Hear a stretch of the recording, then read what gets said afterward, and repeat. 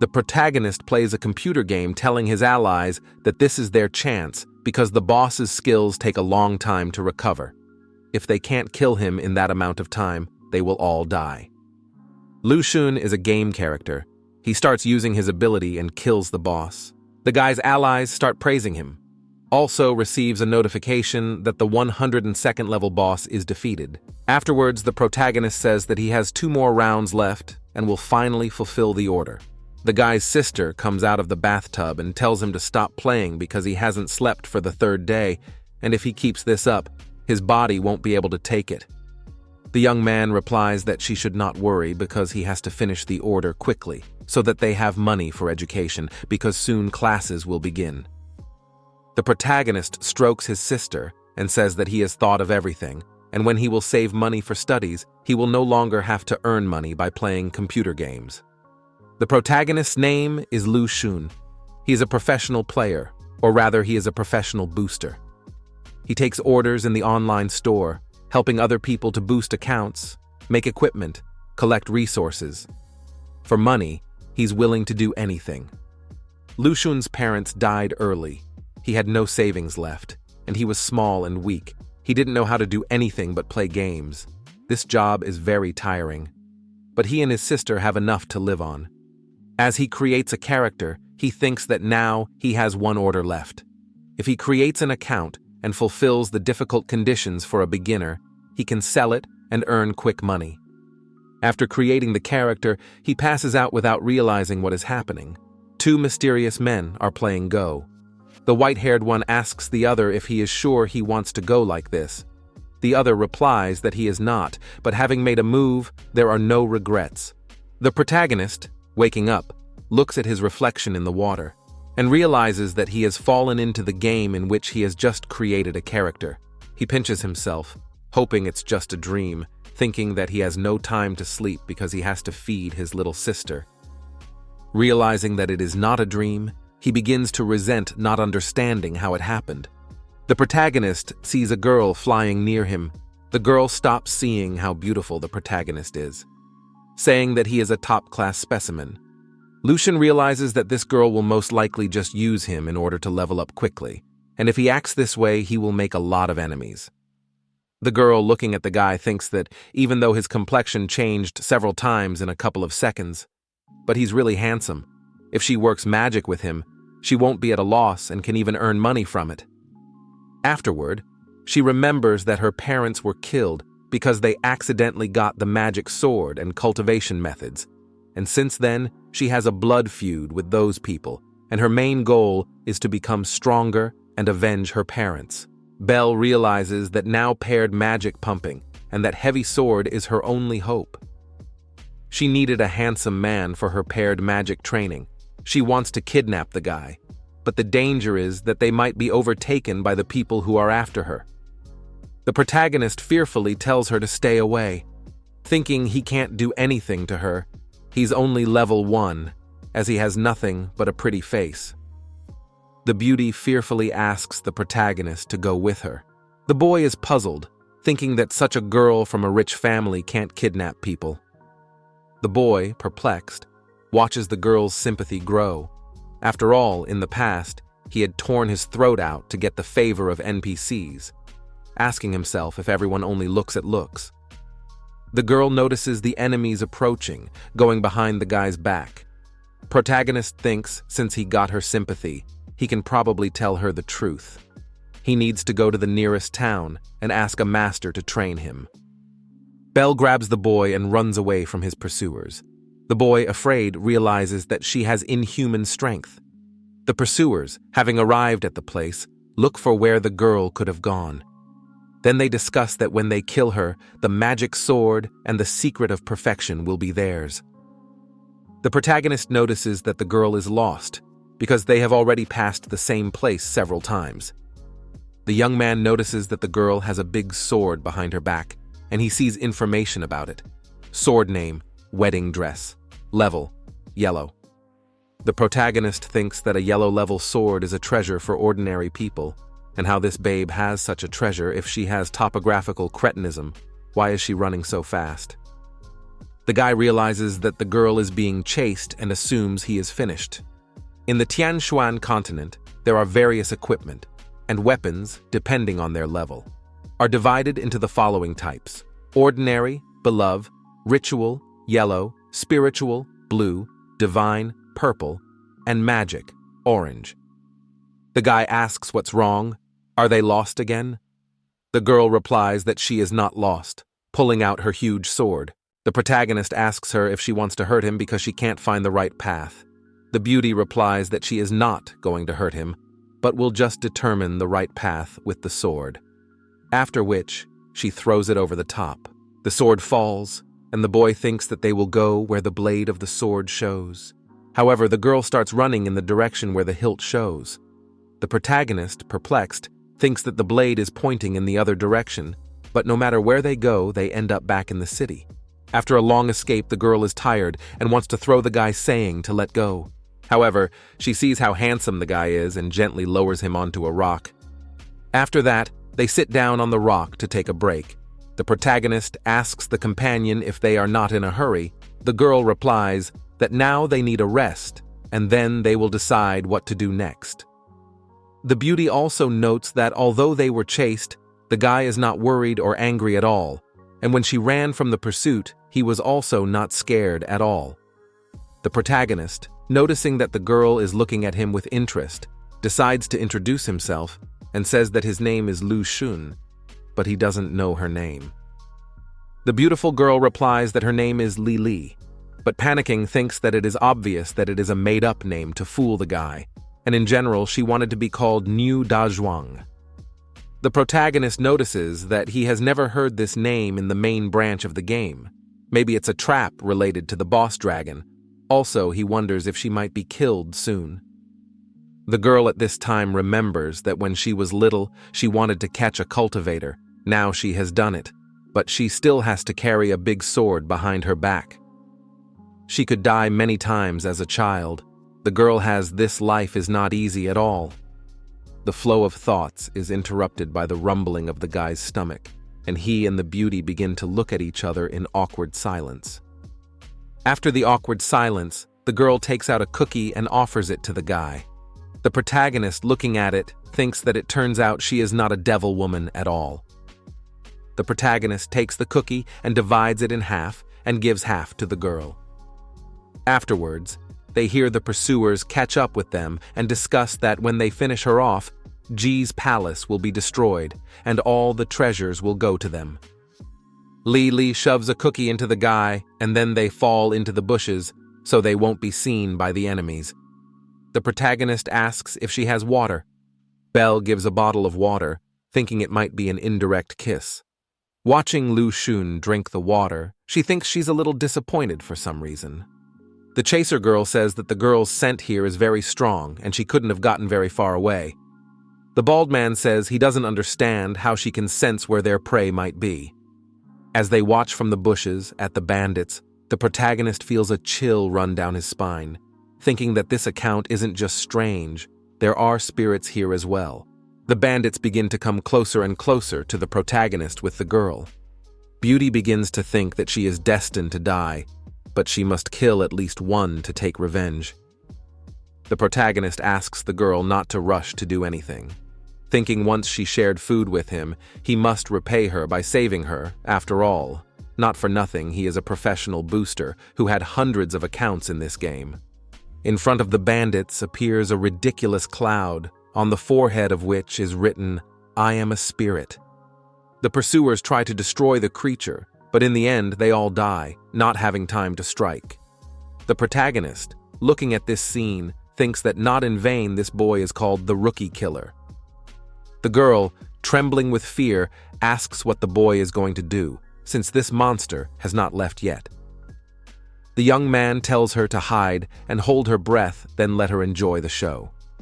The guy heads over to the spirit while the girl thinks he decided to sacrifice himself for her and says he doesn't have to die to save her.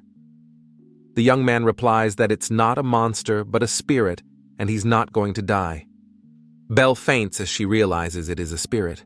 The protagonist uses a trick to kill the spirit, thinking that he certainly hasn't killed it 1,000 times, but 998 for sure. The guy then checks his status window to see if he can level up, but decides it's better to hold off since he doesn't possess any martial arts and decides to find a school to learn the techniques.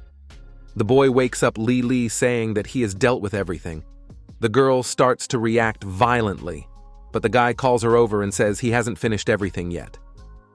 Then he shows her the things that are left from the bandits and says that she can take most of it because he needs a little. The girl, with a twinkle in her eyes, ran to see what was left of the pursuers.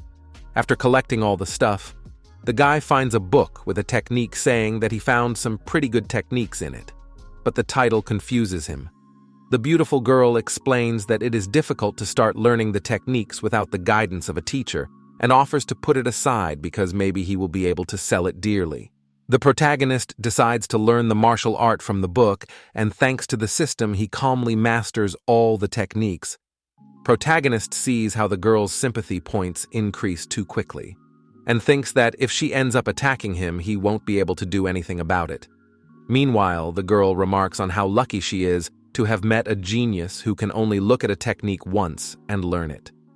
The girl asks the guy why he doesn't ask anything about stalking, to which the young man replies that maybe she's being persecuted for stealing people and forcing them to be her cultivators.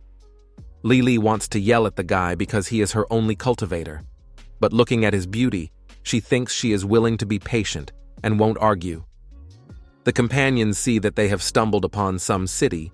The girl grabs the guy by the scruff of the neck and starts running to the entrance gate, praising herself, saying that she is very good at navigating the terrain. The protagonist recognizes this town because it is the so-called newcomer's village.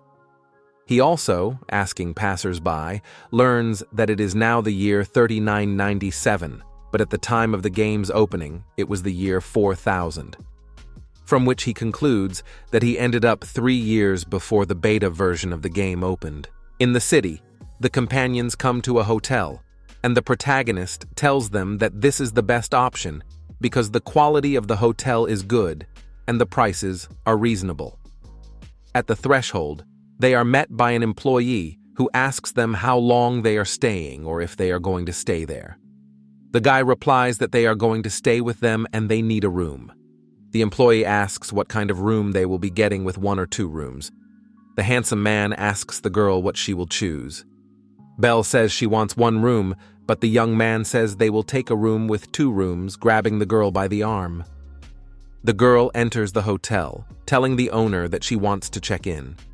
The protagonist recognizes her and notices that she is Mu Junyan, the head of the Chinmu County Rookie Village, the leader of the Damen School, and she is also level 985. The tavern owner asks her to wait while he takes the 2 guests away and then comes right back to her.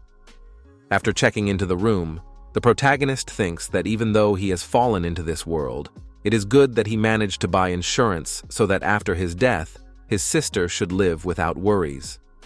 His musing is interrupted by Li, who stops by and asks if he will go with her to sell guns with her. The guy says that he won't run away while she's selling, and she has nothing to worry about. The beauty replies that he's got her figured out, but this is the first time she's going to a pawn shop, and she's afraid of being scammed. She then suggests that if he goes with her, she is willing to split the money in half. The young man replies that he can go with her, but he doesn't need the money. He wants to ask her to do something for him. The protagonist stands up, hugging the girl, saying he wants her to lift her veil and show him her face. Li, embarrassed, pushes the guy away, saying that she needs to comb her hair and wash her face first, and then runs out of the room. The guy in turn thinks that this veil is so thin. Does she really think it can hide anything? You never know what girls have in mind. A moment later, the girl returns and asks if the young man has changed his mind. The protagonist replies that he hasn't changed his mind, but suddenly he will go to jail because she looks very young. The guy thinks she has the face of a child, but shapes like an adult. If they go out into the city, people will say she is an elementary school student. The girl at this point starts to get indignant, saying she is no longer a little girl, as he thinks, claiming she is old enough. The beauty's indignation is interrupted by a knock on the door, after which she says that she didn't notice the guest, and if he is an enemy, she can't handle him. The protagonist looking at the door sees that the system window shows that this guest is Mujunyan, and she has no evil intentions. After which, he wonders what she wants from them. Then he opens the door and asks the guest what she wants here. Muyunyang is a bit taken aback, but replies that she doesn't need anything, she just has the wrong room. As she leaves, she notices that the guy who opened the door was impressed by something, if she didn't have enough determination. Lily asks what she needed. The protagonist replies that she doesn't know, but she definitely didn't get the wrong door like she said. The girl, not understanding, looks at the guy after he explains that she must have seen the person who got the wrong door. Would he have knocked? This girl clearly had a motive. She left as soon as she looked at Li. The girl says, in embarrassment, that she shouldn't have taken off her veil. The protagonist sees the system window telling him that the girl's yellow sword has the effect of distracting low-level masters. The protagonist notices that because of this effect, masters weaker than Mujun-yang won't realize that it's a magic weapon, so they won't have any intention of stealing it. The beauty grabs the young man by the arm and tells him that he promised to go to the pawn shop with her, and then drags him along with her. The protagonist at this time thinks that protecting the weak is the main purpose of cultivators in the Tiantian world, but since they ended up near Mujunyan, one of the good starting quests will be here. After selling all the unwanted weapons, the girl is happy that she got a lot of money. The boy, smiling, asks her if with so much money she won't invite him to dinner. The beautiful girl happily tells him that he can eat whatever he wants without embarrassment. The protagonist asks Li if the woman who stopped by today seemed strange. The beautiful woman is puzzled and asks what was suspicious about her. Over dinner, the protagonist tells her that that woman was a cultivator. Belle can't believe the guy's words, starting to scream. The guy says that this is a good opportunity for them, so they better not stand out. The girl asks how he knew about it. The protagonist points to the sword and asks her if she noticed something. The girl, staring at it, doesn't understand what the guy is talking about. The protagonist explains that it is a trick and her sword is an unremarkable weapon in the eyes of ordinary people. The beautiful girl happily says that she has understood everything. She will ask that woman to be her apprentice in order to avenge her parents. On the street there are shouts that on the 15th day of the first lunar month do not leave the house because the gates of hell will open. The girl and the protagonist watch what's going on outside and see that the Hungry Spirits Festival is starting today. Belle notices that her sword is glowing. The protagonist looks at this and realizes that if this is the event, he is obligated to take advantage of it. The protagonist tells Li to go with him to the street because there will be all sorts of devilish things happening there. The girl looks at the guy in bewilderment and fear. As they look outside, they see many spirits. The spirits in the Tangshuan world are different from the spirits in the real world.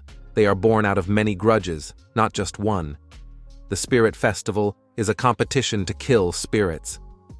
After the protagonist tells the girl everything, says that they will also participate.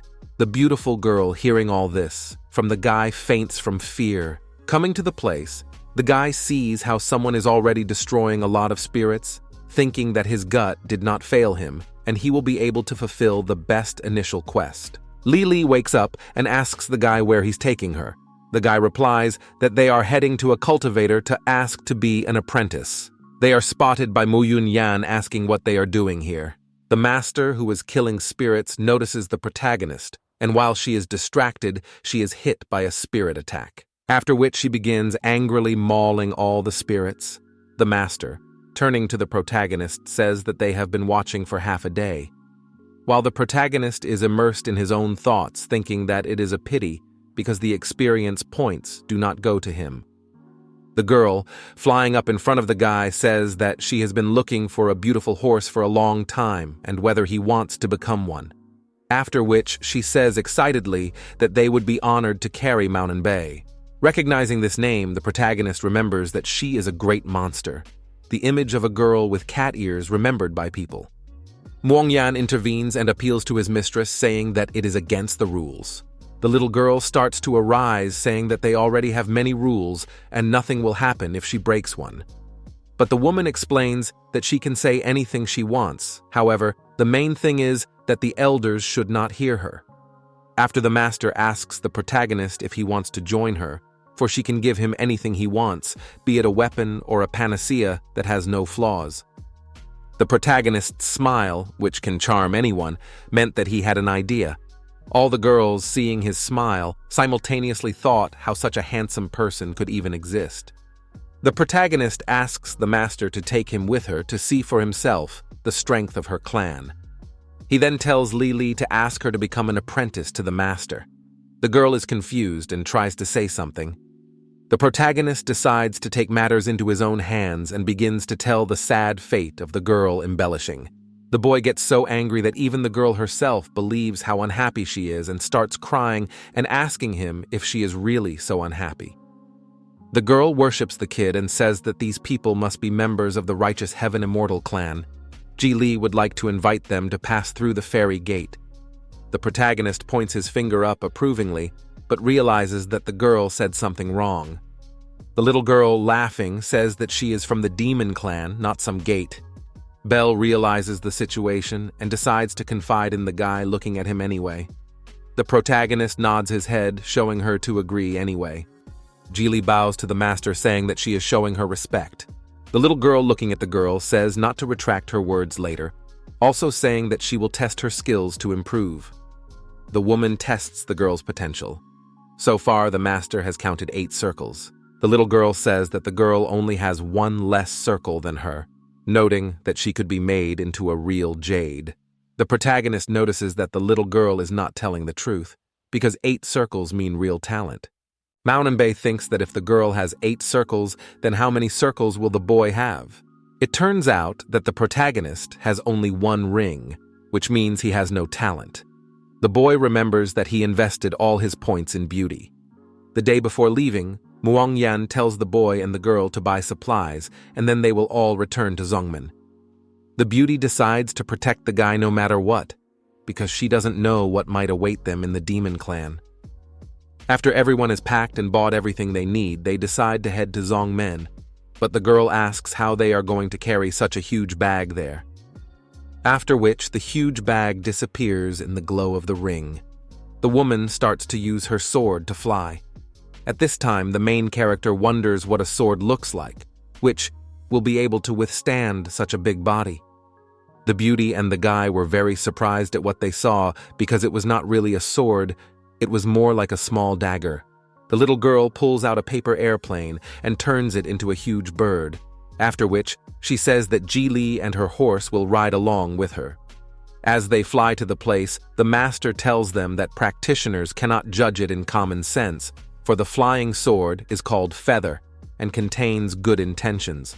Also, holding out a scroll to the apprentice, he tells her that this is the demon clan's introductory exercise and she can learn it.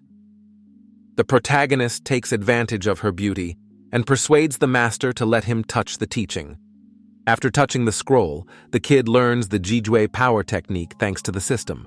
The little girl asks the young man if he wants to become her horse, because so he can get into her office, in the most sacred place of the demon clan, because even students and elders are not allowed to enter there. There are only 3 places on the continent that cannot be entered. The demon clan's office is one of them. But getting inside is only the beginning. The real difficulty is that millions tried to become a master's apprentice, but only one was accepted, and that player died anyway because of a diseased liver. Mu Yunyan tells her that since they want to become a disciple of the demon clan, they must follow the rules and not act crazy, and also not become her mistress's disciple. The little mistress tells them that the demon clan is divided into 3 areas: the outer gate, the inner gate, and the study. Then says that Ji Li will be at the outer gate, Mu Junyan is a disciple of the inner gate, and she is a disciple of the teacher himself, so her horse will also belong to the inner gate. The girl asks what kind of teachers and clan they will have to apprentice in as well. The little girl replies that it's not that he is a teacher, he just likes to be called that. Mere outer students are not capable of listening to his teachings. The protagonist remembers that no one knows how powerful this master is. After all this talk, They arrive at the place, and the girl asks where they have arrived since she can't see anything. Maonanbe says that if she had seen everything, she wouldn't have survived. After showing how the paper crane collides with an invisible wall and disappears, the little girl then pulls out a pass and says that this formation that made the crane disappear was put up by her teacher. Passing through the barrier, she asks the protagonist why he is so unperturbed and if he wants to be her horse. The boy calmly replies that he will think about the offer. The young man thinks about the fact that since he has spent everything on his appearance, all women will be hungry for his body, so he needs to get into training sooner rather than later. Otherwise, sooner or later, he'll turn into a sex slave. After passing through the defenses, a view of the demon clan's floating islands appears in front of them. The girl notices a strange island and shows it to the protagonist, pointing her finger at it.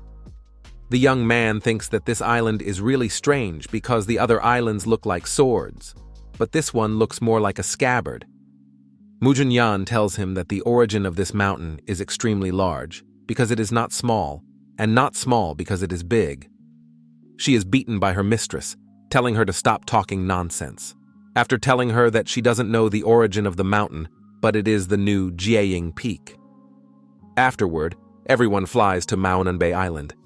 The little girl asks to call Chiu Shui and tell her that she brought the newcomers. A little later, Elder Chiu Shui comes running and asks where the newcomers Maonanbe was talking about are. Noticing the incredible beauty of the protagonist, the elder approaches him thinking he is the disciple who was brought in. Maonanbe rises into the air and asks the elder what she is going to do with her horse. Kyoshui says the disciple who was forgotten about is Ji Li and she has 8 circles. The young girl approaches the disciple and says that she can approach her with any questions and worship her just like a teacher. The elder asks the young master how many circles the guy has. She shows 1 finger. Others thought she meant that the lad had 10 circles and was an immortal who had come into the world. But after saying that the kid only has 1 circle, everyone quickly changed the subject and went elsewhere thinking it was a great loss. The protagonist asks that if he passes the test, he can join the clan. The girl replies that he can, but why would he rather be an apprentice than her high horse? The protagonist also asks what he has to do to become the Lord's apprentice. The others look at him like he's a fool. Maonanbe says that the master accepts disciples for various reasons, and he only accepted her because she loves cats and he wanted to have a cat demon among his disciples. Afterward, she tells us to become a disciple of the master. There are 3 conditions. The first is that you must be a mortal who has not been perfected. The second is that you must not be over 30. The third is to jump off the floating island and survive. Other people can't imagine anyone surviving jumping from such a height because even an elder without magical tools would die, for the altitude is 180,000 miles. The protagonist sees the system window where he has the task, worshipping the little cabinet of Hushang, started, thinking that he has finally achieved his goal. The protagonist starts walking towards the edge of the island. Ji Li asks what Lu Xin is going to do and asks him not to act lightly. Maonanbe also tries to talk the guy out of it, saying that being her horse would be good too. However, the protagonist jumps down without listening to the girls. Everyone else runs to the edge yelling for him to stop. Halfway down, the girls are stopped by an unknown force that doesn't even let them move, let alone run. The boy manages to duck off the island, and Maonanbe asks if he would rather die than be her riding horse. Ji Li at this time begins to cry, not believing that he is dead. The little master decides to go down and check what happened to the guy, thinking that she only wants to see living people while she lives, and corpses only after his demise. And she can't let him die. Landing on the spot, she sees the guy literally sprawled on the ground, saying that even though he caused a commotion, it was pointless, because the Lord is not in the mountains right now. The little girl notices that the elder is standing behind the backs of his retinue again. One of the elders, Shenyan, has no hair on his body because of practicing with fire. The elder asks if this guy jumped off Jieying Peak. The girl asks if he was attracted by the unknown force that appeared during the guy's fall, and if he can see its source. The bald master replies that although she guessed, he still can't see the source of that force. The young mistress thinks that the protagonist might be hiding some sort of identity within himself, asking herself if she's in trouble. Examining the guy closer, she notices that he's not dead yet and tells the others that he's still alive. Shen Yan asks the others why he jumped off when the master left. Because of this, they can't make a decision for him, but Mao Nanbei remarks that they can put him back together and suggests that they listen to the second elder sister, because she should have heard about it by now. Then everyone hears the voice of the older sister, who says that the master has accepted the protagonist. The west side of Mozong's forbidden territory. Ji Li, walking up the steps in the mountains, thinks that Liu Xin is feeling much better today, and she is really looking forward to seeing him. Passing by the second student, she greets her, noting that she is strange, for she is always meditating. Upon reaching the place, the girl greets the young master, who is sleeping. Entering the room to the protagonist, the beauty thinks that the young master hates to be called little, becoming immediately grumpy. After taking care of the kid, she tells him that Master Shen's elixir is really magical because he recovers quickly. However, when he fully recovers, she will have to leave for a year or so. The elder wakes the little girl up, and she asks what he forgot here. Shen replies that he wanted to see the youngster recover from his injury, also noting that he will stay here and she can rest. The little girl jumps up and runs off happily, saying since he says so, she'll leave everything to him. The elder thinks no one will bother him now. The elder knocks on the door, scaring the girl who has been dreaming of tasting the protagonist's lips. She then asks who it is that has come. The elder replies that it is him and came to check on the wounded man. At this time, thinking that for the guy's sake, he sacrificed a rare panacea that he had treasured for years. Belle, looking at him, asks himself what this creepy type wants to do to Liu Xin. Maybe it's because of the elixir, he wants to attack the guy. But the older man simply calls the girl over to him, holding out a tiny red stone, and tells her to take it because her physique is perfect for practicing with fire. Then starts to walk away, asking herself why she doesn't ask any questions. The girl asks why the Lord gave it to her. He cheerfully replies that this place values talent. After his words, the Lord quickly storms out and thinks that now she will definitely choose him as her mentor. He is actually the greediest master who has almost no resources for his students, but he doesn't understand why he has no new students. Mao Nanbei turns into a cat and runs to the second elder sister, saying that she is going to her. Second older sister Gu Xiaoman starts to pet the cat. While she is saying the most interesting thing from the last story, the guy who jumped off the mountain was originally her racehorse. The older sister starts to beat her on the head, while the cat justifies herself by saying that she just wanted to see his beautiful body and nothing more. The cat starts petting her sister, asking her not to get mad at her, as there are many more interesting things outside of the mountain to tell her. The main character wakes up asking for water. Ji Li begins to rummage around, saying she'll bring some in a moment. Moments later, the little girl appears and shoves a kettle of water at the guy, yelling at him to drink as much as he wants. Rising, the protagonist asks how long he slept, thinking he would be resurrected on the spot, and not expecting to be left with just one drop of life. Ji Li replies that he only slept for 3 days with such injuries thanks to the Sovereign Lord. Mao Nanbei says she's sorry because the guy's physique isn't suitable for him to be her horse. She then asks the guy how he was able to survive holding his breath as a mortal in the first place.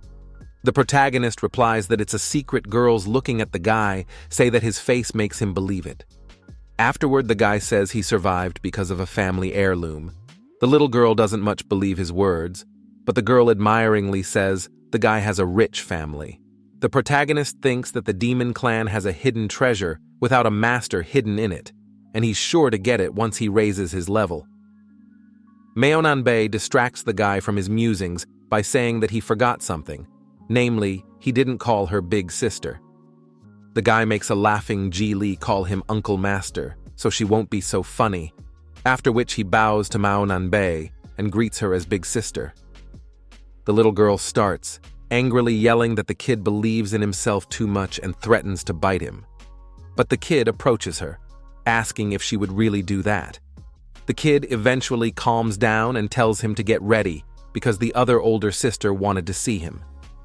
Upon arriving at the older sister's house, the kid greets her thinking he's heard of her before, even though no one has seen her. The older sister gives him a book of basic martial arts, and the protagonist thanks her, looking at the little girl and wondering why she didn't give him anything. The sister, looking at the guy thinking why there is so much in his eyes, she starts to get pissed off. So she gives him a ring to store things in, saying it's his welcome gift. Returning, the protagonist asks Ji Lee why she is so happy. The girl replies it's because he woke up. The guy realizes that the girl is genuinely worried about him, so decides to play with her. While he is running away from the girl, he runs into an older girl, and she stamps the guy into a rock, asking if she can play with him too. Once there, the girl remembers that she could only enter the office when Lu Xin was unconscious, but now he's healthy and she doesn't understand why she came back. The protagonist calls the girl to his room. In the room, he gives her a book of techniques saying that they will help her. The girl, embarrassed, tries to refuse, because this book was given to him personally, and she can't accept such an important thing. The guy says that it is a thank you for her taking care of him, and he has already read and memorized everything anyway. The girl accepts the book, saying she can't believe the guy has memorized everything. The guy then tells the lines the girl picked out, and she becomes convinced of the guy's skills, thinking he is so strong and attentive to her. The protagonist then tells her to lie down on the bed and study the book while he practices. The protagonist begins to cultivate thinking that he always wanted to experience the sensation of perfection, because in the novels it was described as a very pleasant feeling, because even paired cultivation was created. The protagonist is pierced by intense pain and realizes that he feels like his body is being pierced by thousands of needles. His sister, overhearing, thinks that perfecting is very hard, he won't be able to do it alone. The protagonist continues to cultivate, thinking that since he is miserable, the practice is just as difficult for him, however, but will continue to do it and not give up. The girl helps the young man stand up, asking if he is okay. The boy, trembling, replies that as soon as she starts practicing, she will understand him. The boy tells her that it hurts a lot. It feels like there are 100 healers around him who want to stick needles in him. But the girl says that she is not afraid, because for her, there is nothing more painful than losing her parents. The boy remarks that he can come to her whenever he wants and asks her not to be upset, after which they say goodbye. The protagonist raises his level, noting that he only gained 20 experience points during the night of practice, but he is fine with that, also thinking that he is hungry and needs to find food. The protagonist goes to his sister and asks for help with the food. She catches a lot of critters in an instant, proud of herself. Then the older one shows the guy the kitchen, saying that she is the third older brother who always treats her, and remarks that if he does not taste good, he will eat himself and not even call her. The boy starts to prepare food, and the smell of his dishes reaches his older sister. She comes running to him and pounces on the container of food. However, the kid says they have to share with the other older sister first. The kid runs over to the older sister with the food and suggests that she should try the younger one's creation. After sharing the food and holding out a tray of dishes to her sister, the kid, catching up with Maonenbei, wonders if someone like her older sister even needs to eat. After everyone has eaten, the protagonist and his sister hear the older sister's stomach rumbling.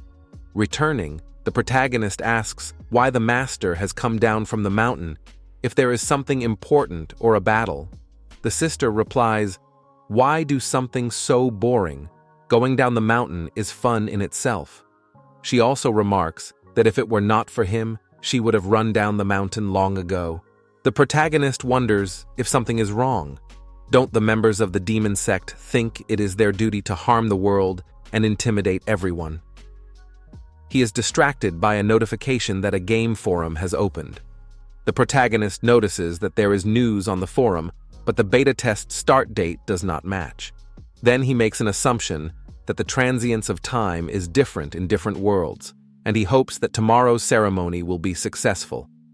The guy's practice is interrupted by his sister yelling at him to wake up and get ready faster. The sister grabs the guy's hand and starts dragging him along, saying that today is his entrance ceremony and a lot of people have come. Lu Xun says she can go, but he needs to change his clothes first. The girl agrees with the guy, saying that since he is a disciple of the master, so he should change into Mo Zong's clothes. Then says he can change right here since she promises she won't peek.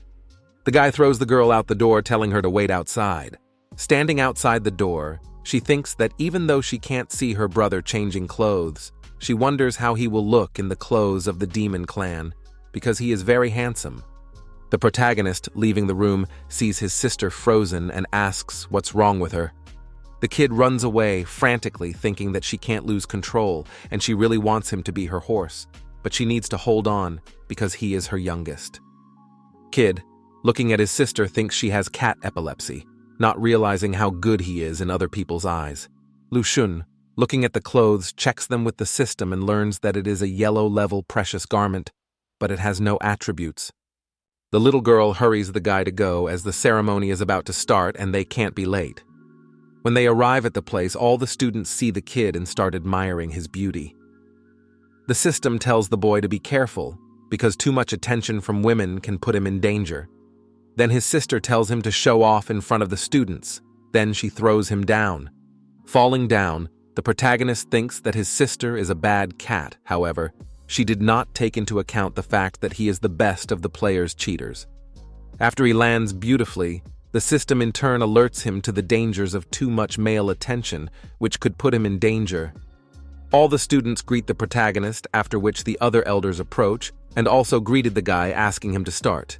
The boy breaks through to the second level, and the students start praising him, noting that it is incredibly difficult to get to the second level, because even the 10th level is not as difficult as the second level. The elder notes that when a person breaks through to the second level, he can see a river or a lake. It depends on talent, but those who are truly talented see something completely different, wondering what this guy saw. The protagonist wonders why he, having broken through, saw nothing, thinking that since he is special, it is normal. The elders of the peaks start discussing what the guy might have seen, after which everyone makes their bets. The protagonist notices a strange glint in the peak's head's eyes, wondering what kind of unpleasant feeling he has. The kid is picked up by his sister, looking at him strangely. The protagonist, unable to stand it, asks why she's staring at him like that. The babe eventually asks what the guy saw when leveled up. The protagonist thinks about what to say to his sister, remembering that all he saw was endless darkness, where there was absolutely nothing. The protagonist says that it's a secret and he won't tell, starting to look pitifully at his sister. She decides not to interrogate the kid, thinking that it seems that the younger one is not talented at all. The little girl says that since he doesn't want to talk, she demands compensation, thinking that it's okay if he didn't see anything. After all, no one will dare to say anything because of it. The protagonist wonders why he suddenly became so similar to himself in reality. No parents, no past nothing. After asking himself if there is such a possibility that his sea of qi is black. The next day, the second sister asks the younger sister whether their brother really does not see the sea qi. After the sister's words, the cat jumps on the boy's head, from which it prevents him from eating, and he starts to resent it, telling the fourth older sister to get off because its fur might get into his plate. The fourth sister tells him that if he can't see the sea of qi, don't let it upset him, because she will always protect him, and if someone starts bullying him, she will cut off his head. The protagonist, touched by his sister's words, gives her the fish, which he hasn't finished himself. The second elder thinks that she also wants to help the younger one somehow. Going to bed, the boy begins to suffer from nightmares in which he is haunted by someone. Falling asleep from time to time, he sees a strange shadow that constantly attacks him, and he wakes up. Then he decides that this cannot continue and goes to bed with the intention to understand what is happening. In his sleep, he decides to check with the system to see what it could be. The system window tells him that it is the sword intent task and whether he wants to accept it. The kid realizes it's his second older sister's training and accepts the task, whereupon he is killed by a strange sword technique 13 times during the night. When he wakes up, the protagonist sees Mao Nanbei, who holds out pills to him, asking him what he's been doing. The young man replies that he hasn't been doing anything, after which his sister shoves the pills into him, telling him to eat 2 at a time because it will be good for him and he must eat 2 servings a day. After swallowing the medicine, the protagonist notices that it has an unusual taste, and now he feels more awake and will need to cook for his sister more often from now on. Maonanbe says that she counted, last night he was grabbed 36 times, after asks him how he feels about his older sister's sword intent. The guy asks how she knew about it, to which the sister tells him that the second eldest is omnipotent, after asking if he wants her to take him to the older one. The kid thinks that the sister won't listen to her, of course, but it's not that important, because all she wants to do is watch her little brothers please. The protagonist asks her sister if the intent of the sword will dissipate with time. She replies that, of course not, wondering why he even asked that. The boy rejoices at his sister's answer, while Maonanbe wonders to himself in bewilderment if he enjoyed the way he was tortured, if he's crazy. Getting out of bed, the boy asks his older sister if she wants him to make her something to eat, to which she happily agrees. Going outside, the protagonist sees a lot of decorations and asks what kind of holiday today is. His sister tells him that today is family day, so all the students come down from the mountain, and for those who have no family, the demon clan becomes home, so everyone celebrates the holiday. The protagonist thinks that a lot of people enjoy this world full of fireworks and touches compared to the cold reality here is very good. In one of the tea houses, a young man was telling a vulgar story to the visitors, but he is interrupted by his student and asks everyone who has money to give it and who doesn't to get out. The crowd of listeners begins to disperse, angry that the story was interrupted at the most interesting place. Then the apprentice tells his master to think about his behavior, because he again could not get the money. Leaving the tea house, the young man says that telling stories is his hobby, and it doesn't matter to him whether it brings him money or not. The apprentice says that if that's the case, why don't they go back to the mountain, since they have someone to visit? The young man wonders how handsome he is, because everyone has 2 eyes, 2 ears, a nose, and a mouth. The disciple listening to the master thinks that if you are self-satisfied enough, your appearance is not important. After all, Shen Yan was only chosen because he is bald and short. While the kid was thinking about it, his lord was already standing in the crowd of people playing and saying what a dumb move the player made. Then the crowd chases him away, getting angry and asking him if it was impossible to watch the game in silence. The boy, catching up with his master, realizes that they will not return to the mountain until he has played. The student asks why the master has set such rules for the game. The teacher replies that that day on Jiying Peak, someone carelessly said them. The teacher was the same little cabinet master. The student thinks his teacher is obviously lying about the 3 conditions, because there must be some deep meaning there. The boy decides that he will have to study all the students who fulfill the 3 conditions. At this time, the protagonist has already prepared food for the second sister, and on his way to her, he asks the 4th sister why the older sister left him so suddenly. The 4th replies that it's probably because, having advanced to the 2nd level, he sees very little Kai energy, and he should train more. The kid, out of interest, asks what kind of sword the older one is using, to which the little girl, laughing, replies that he will soon find out. Coming to the elder, the protagonist thanks her for her help and advice, thinking that the other sister has never once said a word to him. He then thanks the sister again, and she replies to him that she has already heard. The protagonist gives back the noodles he cooked, and the sister starts eating happily. While the guy is thinking, he suddenly realized that the other older sister is incredibly cute. While the sister was enjoying her meal, the intent of the sword dissipated, and the guy notices a hairpin and wonders if it could be that her weapon is her. The protagonist ponders the fact that this hairpin had kept him from sleeping well for so many nights, and he also became very curious about the other sister's appearance with her hair loose.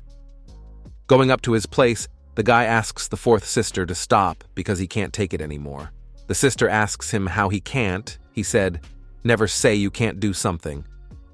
Then she starts running forward and hits the elder and starts yelling at him, saying that he is a bald head and if he blocks her way again, she will bite him.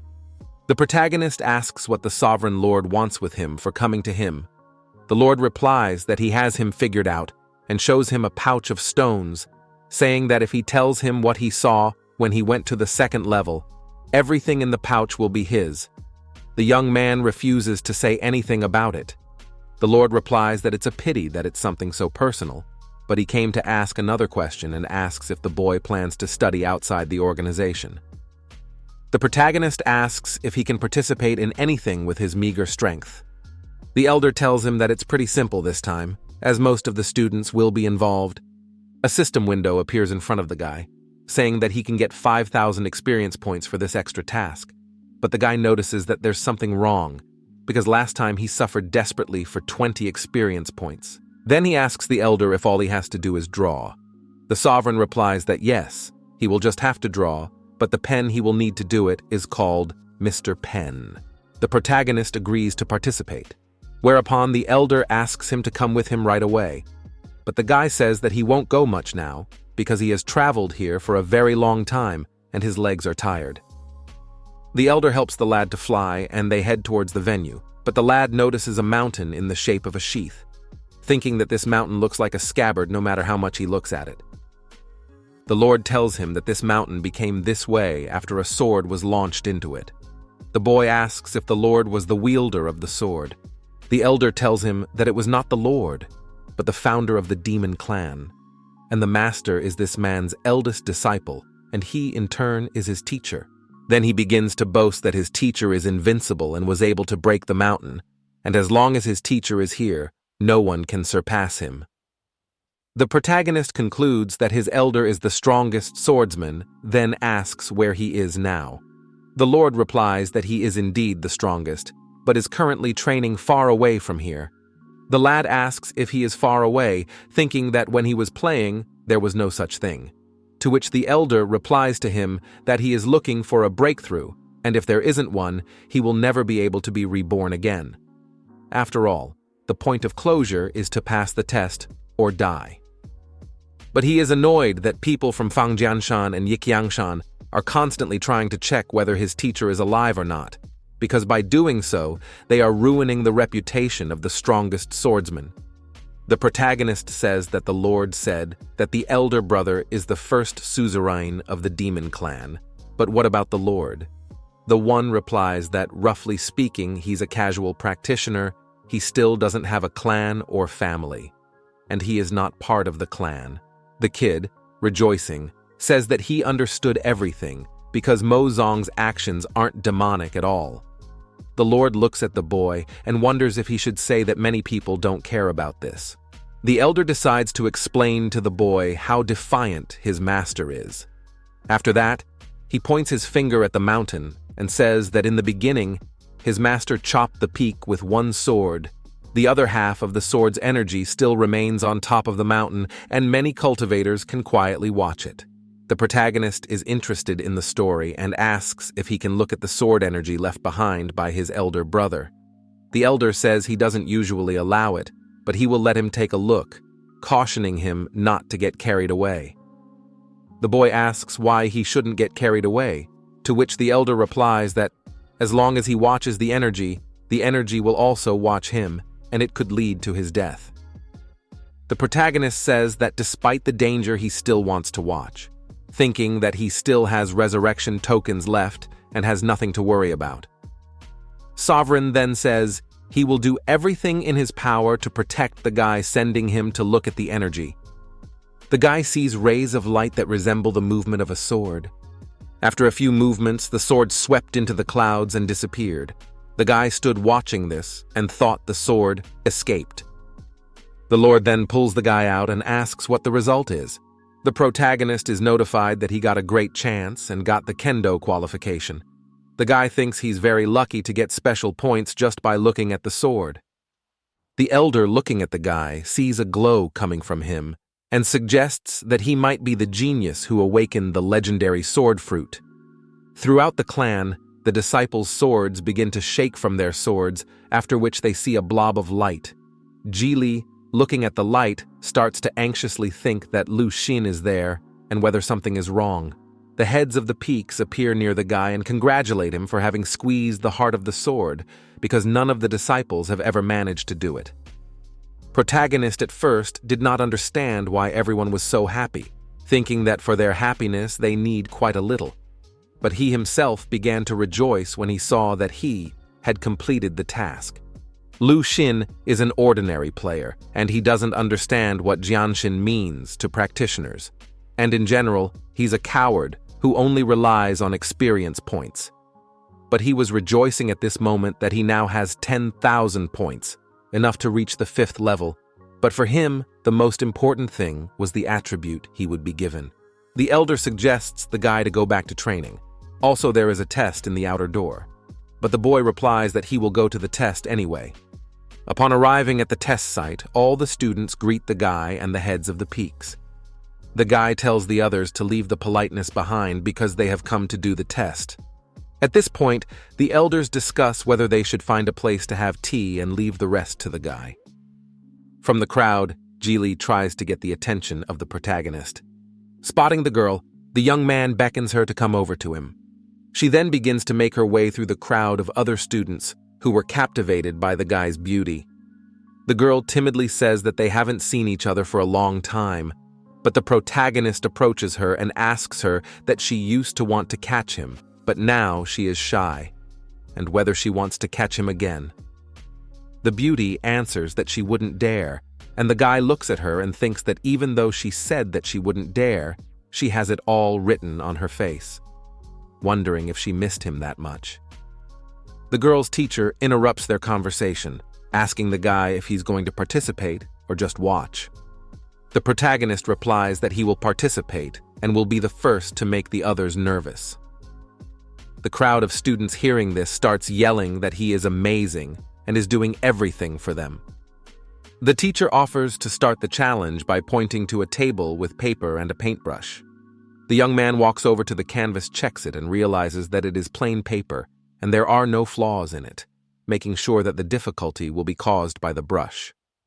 The teacher explains the rules, saying that whatever they paint, whoever leads the brush the longest will be rewarded with a green pill. The students begin to marvel at the reward, saying that this medicine might be enough for 10 years of practice, and they can paint forever.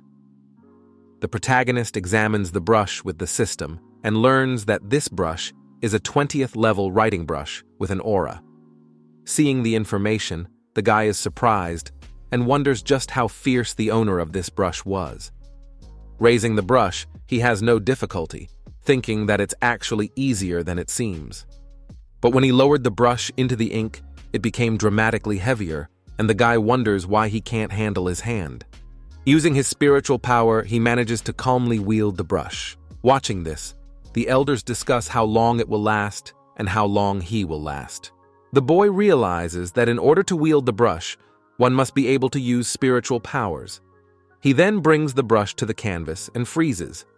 The other students ask each other why he stopped and wonder what he will write or paint in the end.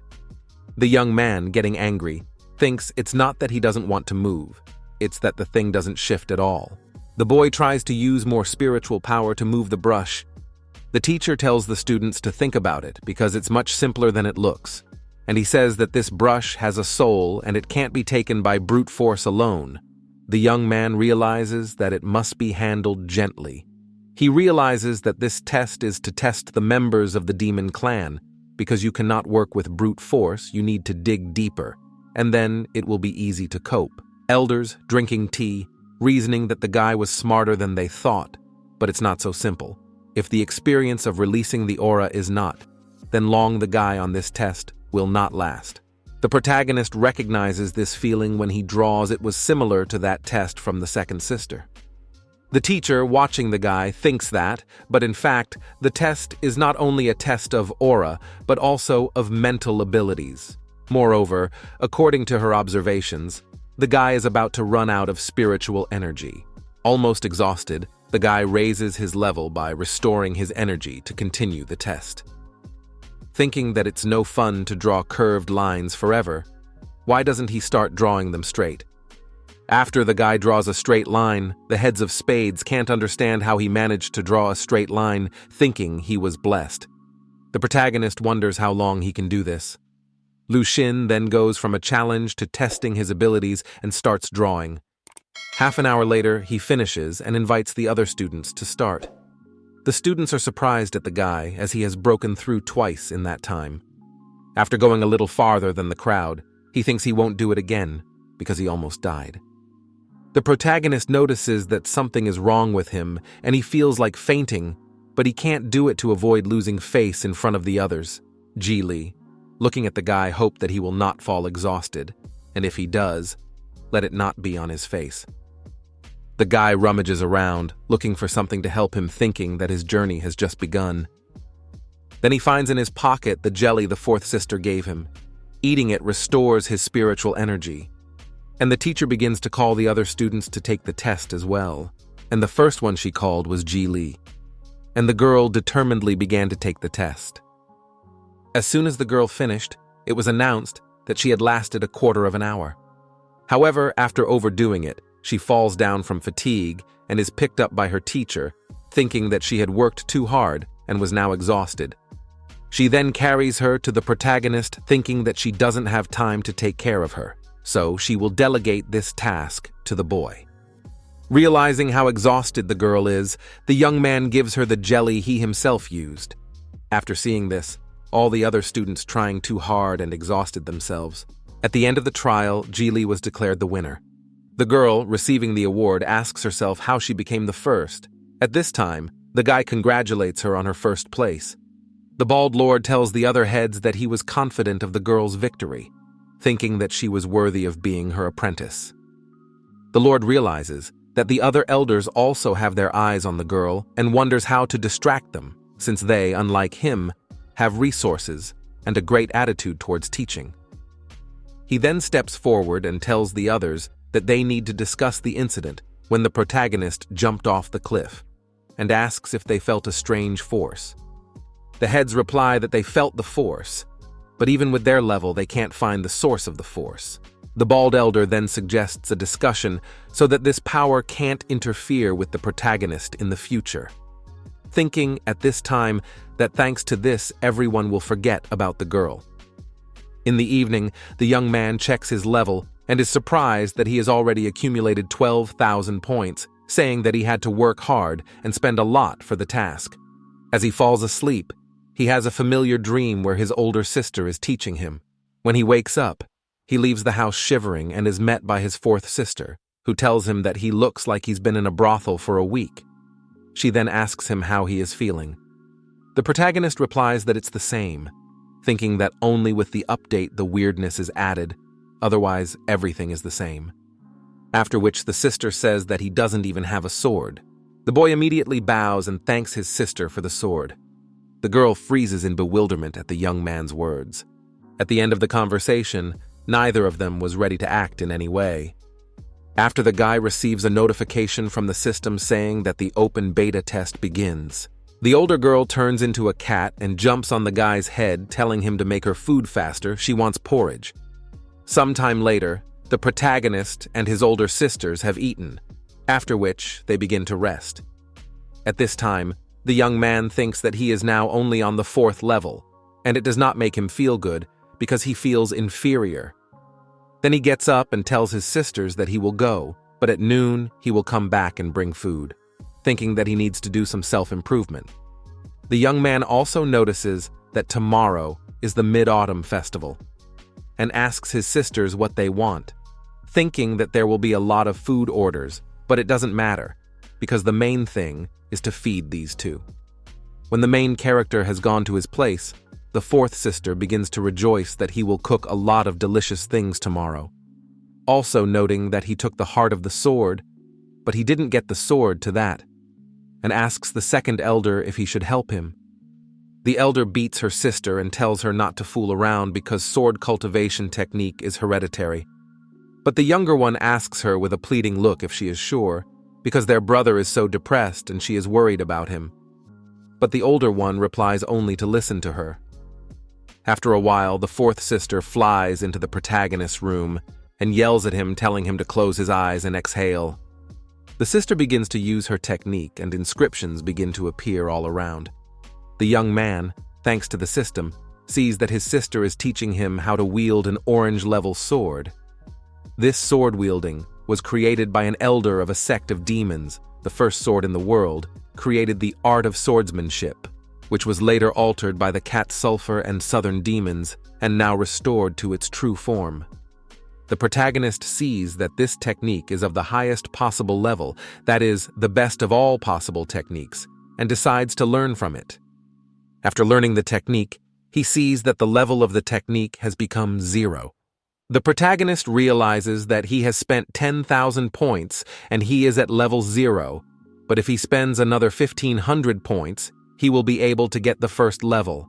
He decides to spend his points and begins to move on to assimilation. Sister is amazed that he mastered sword mastery in a few moments and wonders if he really is a genius.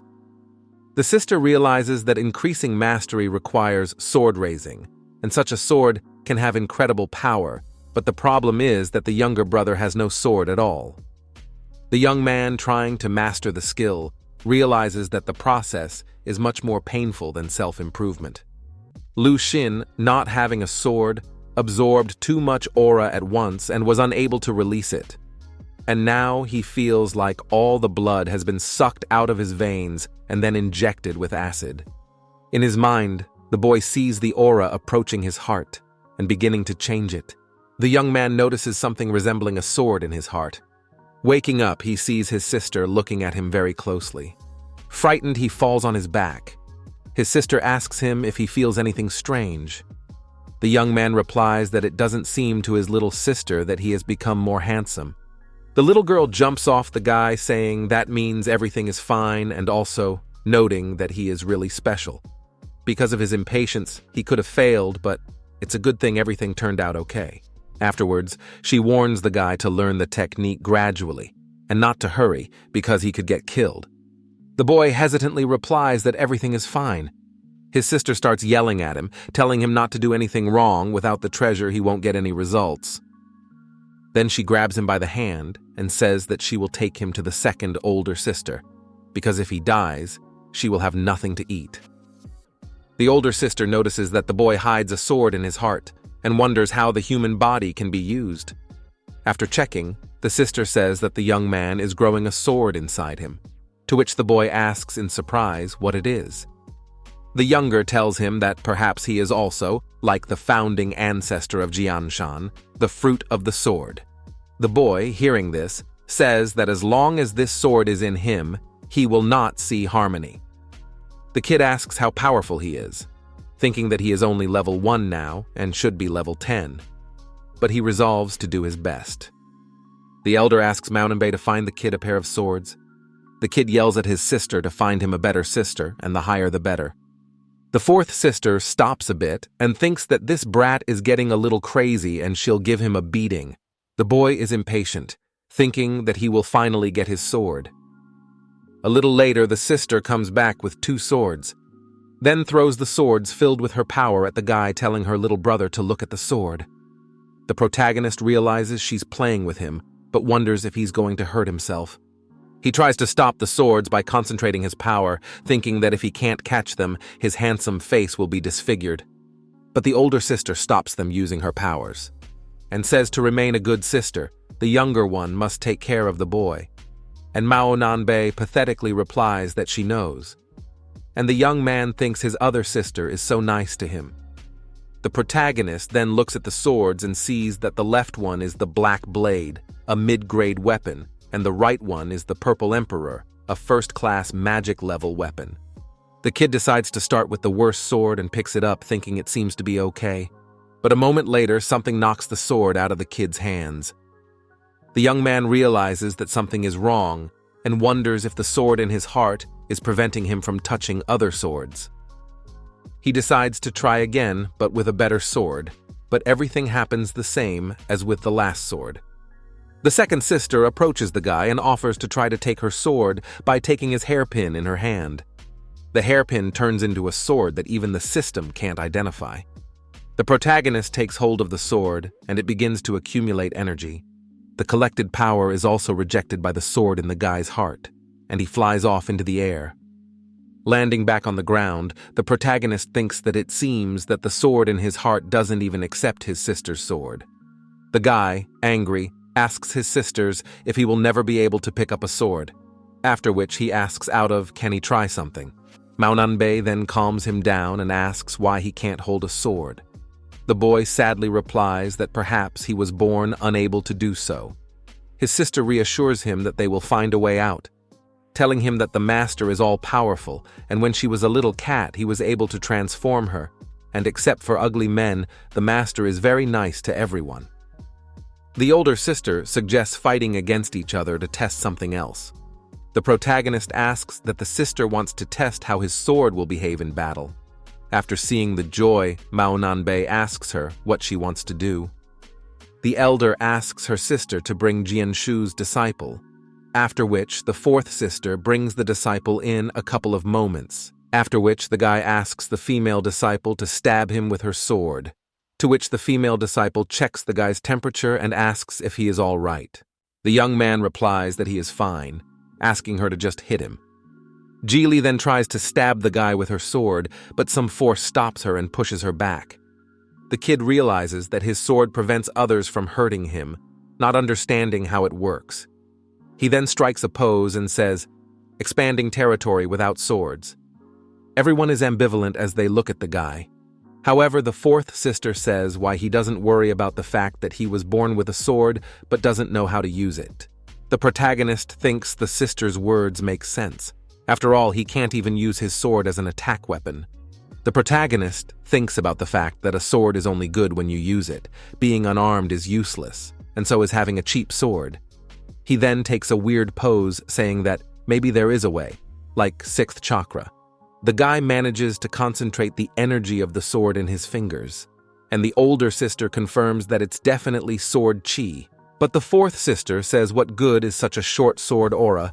Not only is it short and possibly weak, not as strong as a long sword. But the elder sister replies that it might not be weak, after which she is going to test his sword aura.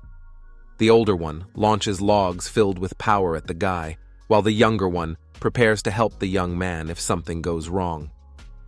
The protagonist copes with the test by chopping all the targets, thinking that he belongs to the small generation that has reached the heights in physical exercises, and for him such a test is not a problem.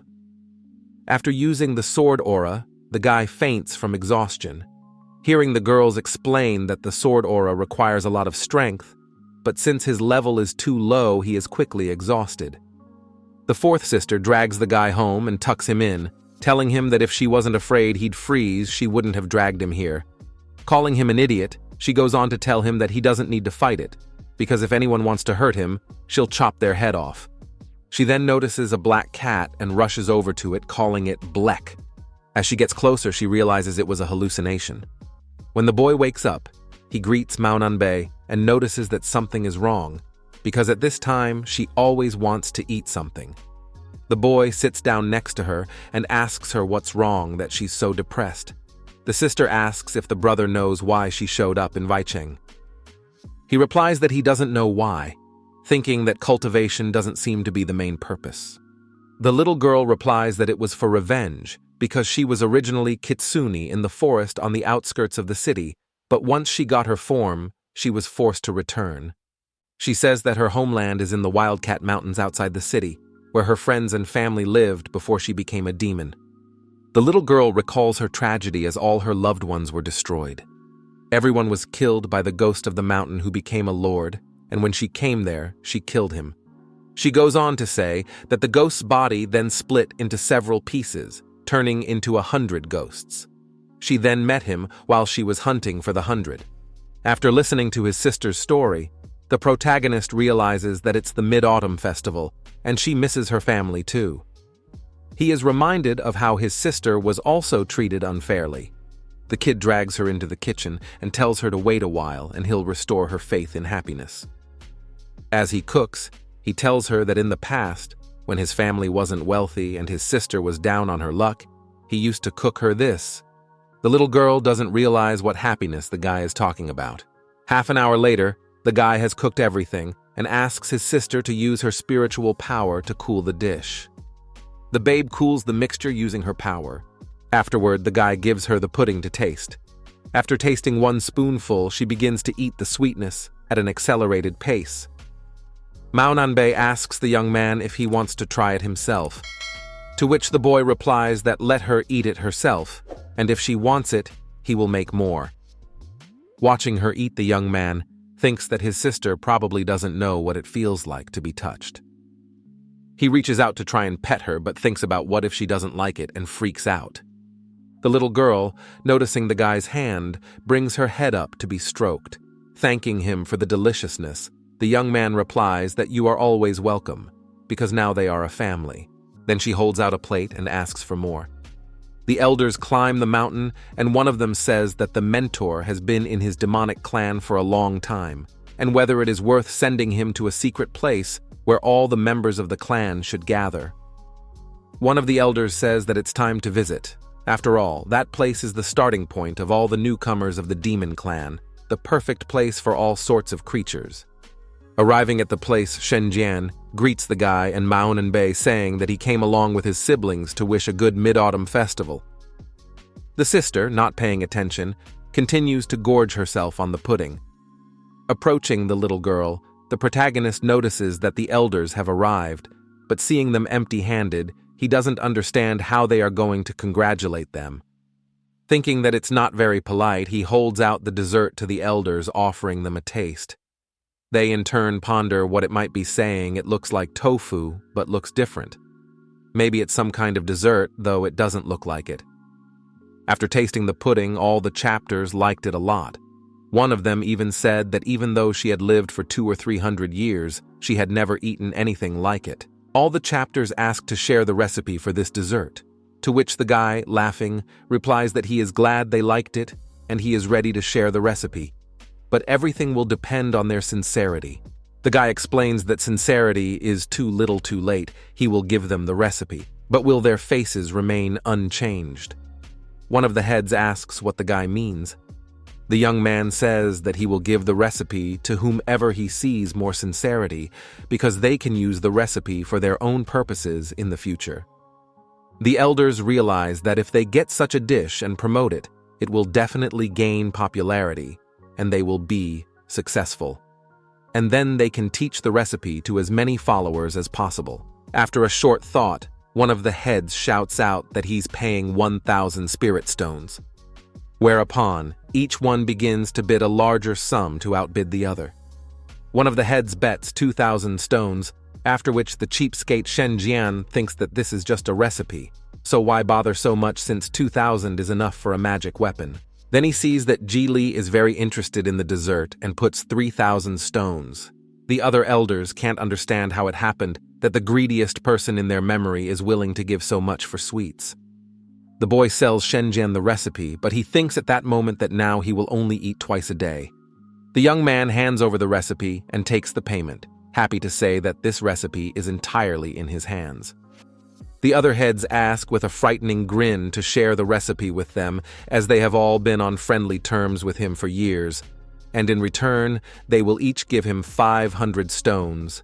The Reverend, looking at Ji Li, thinks that this offer is very profitable, but he thinks that if he gives the recipe and then secretly improves it, he may lose everything and end up losing everything. The elder replies that he can't share such a treasure, to which the others wonder if he will keep the recipe until the end. Then the lava peaks, addressing the boy, say that they hope that one day the young man will climb with them to the Tibetan mountain, which is a secret place of the demon clan. It is a place where followers can refine their powers. The protagonist replies that he can go to the mountain at any time. However, today he wants to spend time with his family. The next day, the boy has lunch with his family. The fourth sister asks if he is ready to go to the mountain, telling him that after death, the power of a cultivator's soul does not dissipate, but remains in the burial place, and when followers climb the Tibetan mountain, past generations watch over you. But if he refuses to accept the magic weapon, they will feel insulted, and it is unknown how they will behave. The guy says that if they go back, in other words, he will not be able to and will be dragged there, to which he gets the answer that, in fact, he's right. The sister asks that doesn't the brother want to get his hands on the best magic weapon, the chi blade. She then advises him to give up on this idea or else there will be trouble. Despite everything said, the guy replies that he will act at random. Whereupon, the second sister gives him a stone that the system can't recognize and says it's a small gift from the sisters. The guy asks how to use it and gets the answer that he will find out later. When he comes to the mountain, the elder tells him that it is a Tibetan mountain. Ordinary people are forbidden to climb it after all. Their predecessors are buried on the mountain. The young man asks what kind of house he sees next to the mountain, and the lava pika replies that it is the house of the mountain's guardian, the person who follows the head for a long time. An old man comes out of the hut who asks why they have come. The protagonist, looking at the old man, thinks that it would be inappropriate to say that he has nothing to do with the demon clan. After that, the head of the peak greets the old man and says that he has brought a recently accepted follower. The old man looks at the guy and notices that he has a look on his face as if he has known him for a long time. The protagonist sees that his parameter has increased by 1. Then he thinks that in his past life, he was not able to achieve much success, but this old man is probably a legendary person. The old man leads the boy to the entrance of the mountain. The young man enters the passageway to the mountain, and the elder, smiling, thinks that the mission can be considered accomplished. Coming to the other heads of the peaks, they begin to place bets on the lad and what magical weapons will get him. Climbing up the mountain, the guy notices that a lot of weapons start to make sounds that meant that they chose him. But his sword heart starts to react in its own way, and the protagonist decides that all these blades are not suitable for him. As he climbs higher and higher, the young man senses that there is something good above, and as he climbs higher, he notices that he has a pleasant feeling. The heads, watching the boy, speculate that perhaps he is going to go to the most valuable magical weapon. Saying that the chapter originally took 12 followers, only a small fraction of them remain. Walking on, the lad notices a cloak and thinks it's his favorite first date gear and wonders how it got here.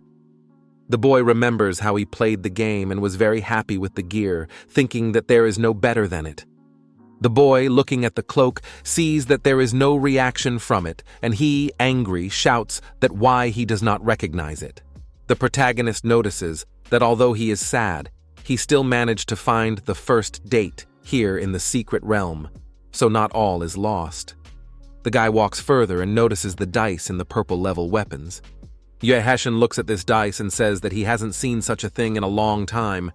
Then he remembers the past where a beautiful girl says that if he wins, they will get married. He then throws the dice to decide who wins, but the die shows a deuce. The girl throwing the dice says that she has known for a long time that brother Yue loves her, and if she throws a 1, it will mean that heaven is okay with their union. But she ends up throwing a 6. But with the help of spiritual power, he shifts to a 1 to lose. In the end, they are congratulated that their union will be consummated today. It was pouring rain that day, but it was sunny on Yue Heshan's mind. As he walked on, he wondered if no one would choose him. However, one dagger still reacted to him. The elders, seeing this, were very surprised because it was the calming the storm, and it was second only to the blade of chi. The young man looks at the blade and thinks that this dagger is not bad, since he recognized the protagonist in this world, but whether his sword heart will allow him to take this weapon. After that, he decides to try to take it, but after touching the blade, he falls into the dream world of the sword. Shen Yan, looking at what is happening, says that it is his sister's blade, and she once used the storm calmer to calm the winds, hence the name. Remembering the old days, he says that his sister was very talented in those years, but evil was more deadly. And before that dragon, even the elders were helpless. He then says that if the sister is still there, the position of clan head can no longer belong to him, thinking that it would be great if Brother Xiao succeeds and gains his sister's abilities. The boy tries to pick up the blade, but a glow starts to emanate from his chest, and eventually he takes off, just like before. unable to pick up the blade. The elders, observing this, wonder why the young man could not get the blade since he chose it himself. Maybe the weapon changed its mind. The protagonist says that he will find another weapon that he wants for him, thinking that it won't be long before he gets to the blade of chi and all that's left is to reach the top. Upon arriving at the top, he examines the blade, saying that it is not moving in any way. He then pulls out the stone that his other older sister gave him, thinking that it has something to do with the sword, and the sword starts reacting to the stone. The protagonist tries to subdue the sword, saying that even if he has to give up his life, he will still get the sword. But no matter how hard the guy tries, he still flies away from the sword, losing almost all his health. When he gets up, the boy says that he almost died, but the goal is accomplished. The young man, lying on the ground, sees an old man approaching him and asks him what happened. The old man points his cane at the scabbard, and the lad realizes that it has a spirit. After asking the old man if maybe it used to belong to him, he waves his head, making it clear that it's not his. The kid asks that maybe he made it then. The old man, smiling slightly, proudly straightens up. The protagonist then realizes that he was right. The elder puts his hand on the lad's shoulder, and the young man thinks that why he has such a feeling, as if he entrusted him with something important. The heads of the peaks come and congratulate the protagonist on receiving the top-class weapon, Spirit of the Sword. The guy replies that of course he was lucky, but he had to endure more, and asks them to pick him up. In the evening in his room, the young man reflects on the fact that before, the best weapon he used to use was only a blue-ranked weapon. Then he was at level 60 and had reached the limit of his abilities. After pondering, the guy realizes that although he got a good weapon, but he doesn't have a blade. After which, he thinks that perhaps the QI of the sword could act as a blade. He then fills the sheath with his sword chi, realizing that it has the effect of storing energy and releasing it. Half an hour later, he falls down exhausted, saying who would have thought he would get so tired of some sheaths. He also remembers that there are still 6 days until the players arrive, and he needs to slowly descend. The protagonist hopes that he will be able to meet his sister at least from afar. The young man says that his sister also plays this game, but her online does not exceed an hour a day. She is not addicted to it. In such vague reflections, he falls asleep. In his dream, he again meets the shadow of the blade, which is so chased by his other sister. The boy decides to fight the shadow with the blade key and notices that it is much longer than outside the dream. But after playing around with it, he still gets killed by the shadow. Abruptly waking up, he says that there is progress. He only died a few dozen times this time. Then he hears someone knocking on the door. Opening it, he sees Elder Shen telling him that today is the day to come down from the mountain. Shen says that he has arranged for the boy to be escorted, and that the escort will be Mu Junyang. The young man asks why he will not be accompanied by Li Ji. The elder replies that she has already come down from the mountain, but he doesn't know the code. The protagonist thinks that the mentor does not know that his disciple has left the mountain. Yeah, that's the way it is. The kid asks if Mu Junyang is waiting for him. The boy asks if Mu Junyang is waiting for him, but before he leaves, he has to give a drop of his blood for the bead. The bead will turn black when the boy is in trouble. The young man comes to the sisters and says goodbye to them, saying that he doesn't know how long it will be before he can return. The fourth sister asks if no one will cook for them tonight. The second sister, after a beat, asks her brother to be careful and let him come back as soon as possible. As soon as the young man starts to leave, the sister yells at him to fight if he knows he will win. But if not, let him run away, for there is no shame in running away. When the protagonist arrives, he sees Mu Junyang and notices that she has lost weight. She, in turn, notices that Brother Xiao has excellent eyesight, and her strength has increased, and her fat has decreased. After which, they set off towards the exit of the sect territory. As they fly out of the territory, the guy sees that the sky has changed and wonders why his companion can't see anything. Then the sword energy launches a piece of itself into the young man. Seeing this, the guy yells for his companion to speed up. The girl asks him what's wrong. The guy, realizing that no harm has been done to him, replies that nothing has happened, thinking that an angry clone of his brother just got into his ring. The protagonist thinks that the reason he wasn't given a weapon is because his sister anticipated everything. The young man realizes that Ji Li is likely to go to her home to seek revenge, and great danger may await her. The boy yells for them to go to Ji Li's house now. The girl goes where the guy says Li Ji mentioned that her hometown is in Yunnan County. 30 kilometers later, they arrive at the county and enter an inn. In it, a man with a bandage tells an old man to meet the guests. The old man approaches the boy and the girl and asks what they want. The young man asks for a menu at first, but noticing something, he replies that it doesn't matter. The girl asks why the guy acted this way. He whisperingly tells her not to drink the tea. It has poison in it, and this establishment is actually a black market. The companion pours out the tea and asks the young man how he knew there was poison in it. The boy, looking at the old man, replies that when they went in, he smelled a strange odor, thinking at this time that the real reason is that the old man's name was Red, because it means he is a murderer.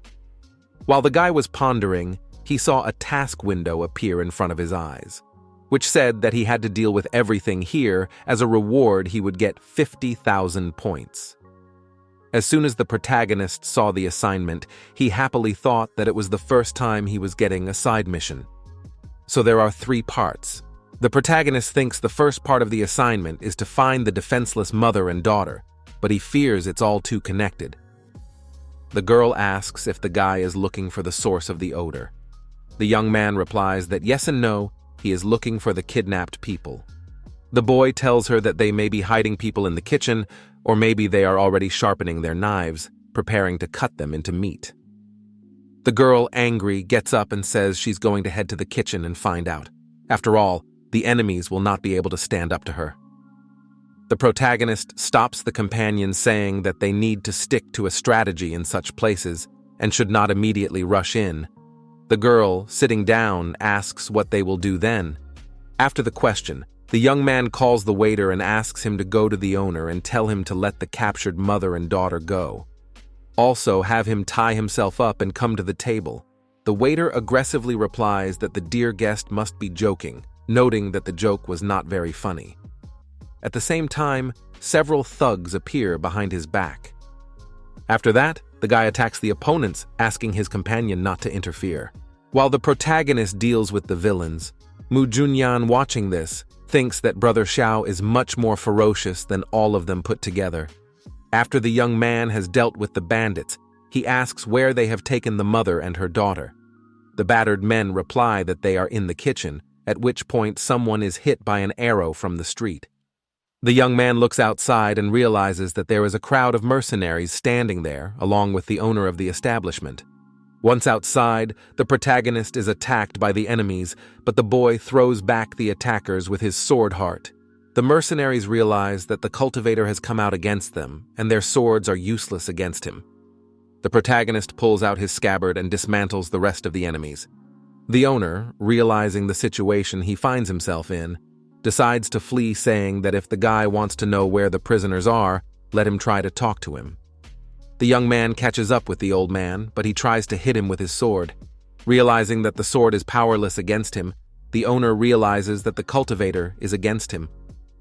The old man then falls to his knees and says that he was wrong and asks for his life to be spared. After telling him that he was forced to do so, the county officials left him no choice. Their Yunnan County had always been quite peaceful, filled with singing, dancing, and fun. People lived in prosperity. But 3 years ago, the government changed, and the people were enslaved, forced to work hard.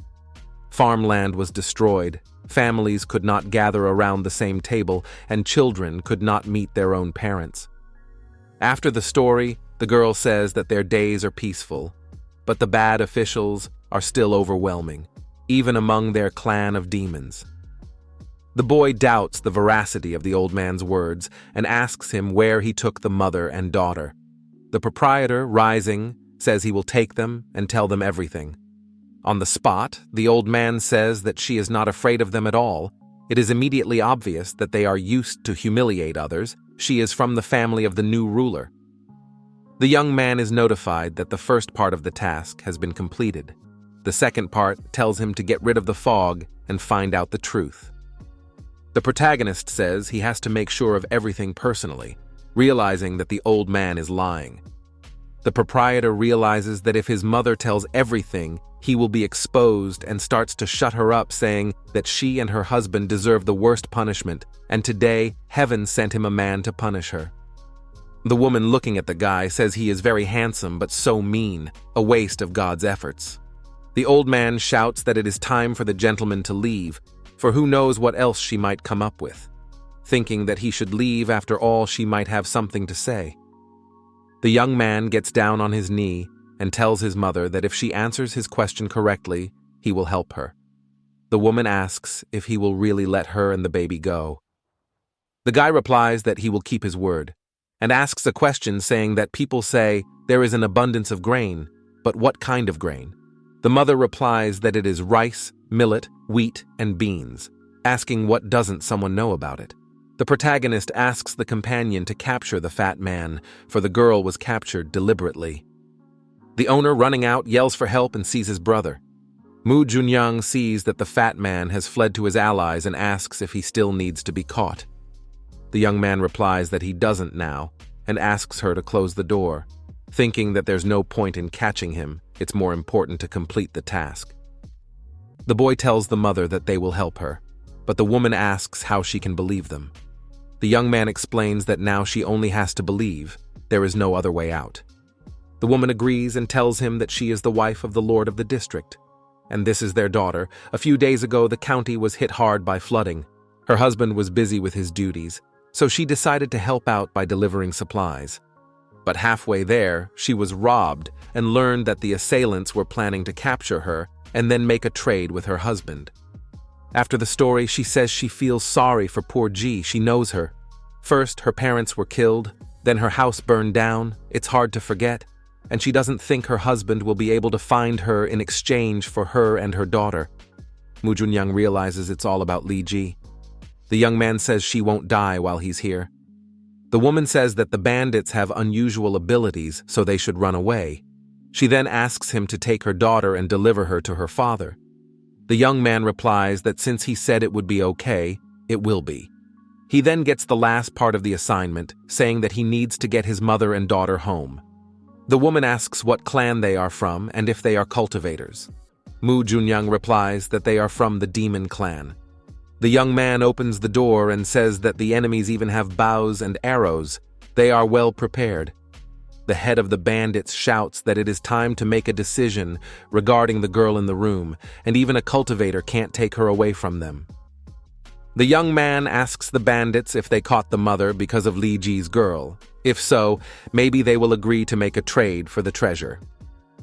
The head of the bandits agrees to the deal, but when the boy held out his scabbard, he attacked him, saying that if he holds out his hand, it is unnecessary. The heart of the sword guards the protagonist and repels the bandit's sword. After that, the head of the mercenaries runs away and orders everyone to attack the guy. But the protagonist uses his scabbard and releases the accumulated chi of the sword, killing all the bandits. After killing all the bandits, the woman thanks the guy for saving her life. The young man replies that he will take them home to comfort her husband, thinking that once he walks them home, his mission will be considered accomplished. The woman thanks him for his kindness, thinking that this cultivator from the demon clan is not only good-looking, but his speeches are sweet. Walking near Yunnan County, the protagonist thinks that there used to be a ferocious and savage monster dwelling in the area.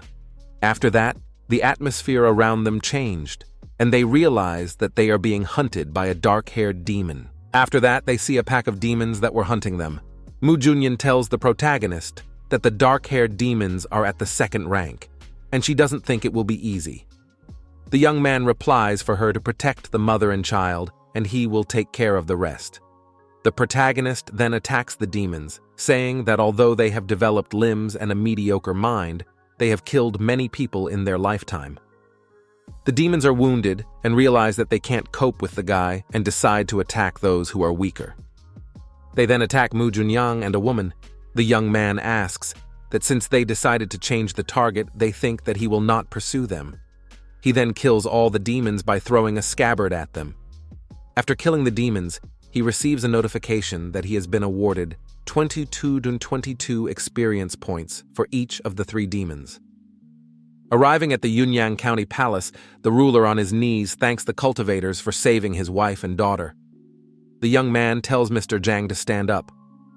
Whereupon, he sees that he has completely completed the task and received experience and skill points, deciding to use them, gaining the art of marksmanship.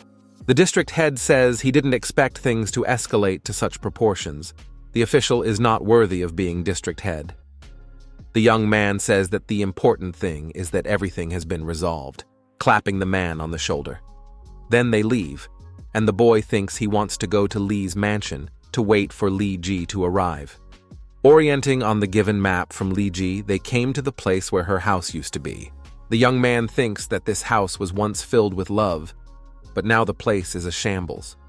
Mu Junyan, realizing what Li Ji has been through, becomes angry and says he will go to help his sister get revenge.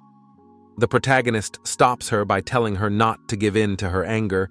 He wants to help too, but some things only make sense if you do them yourself.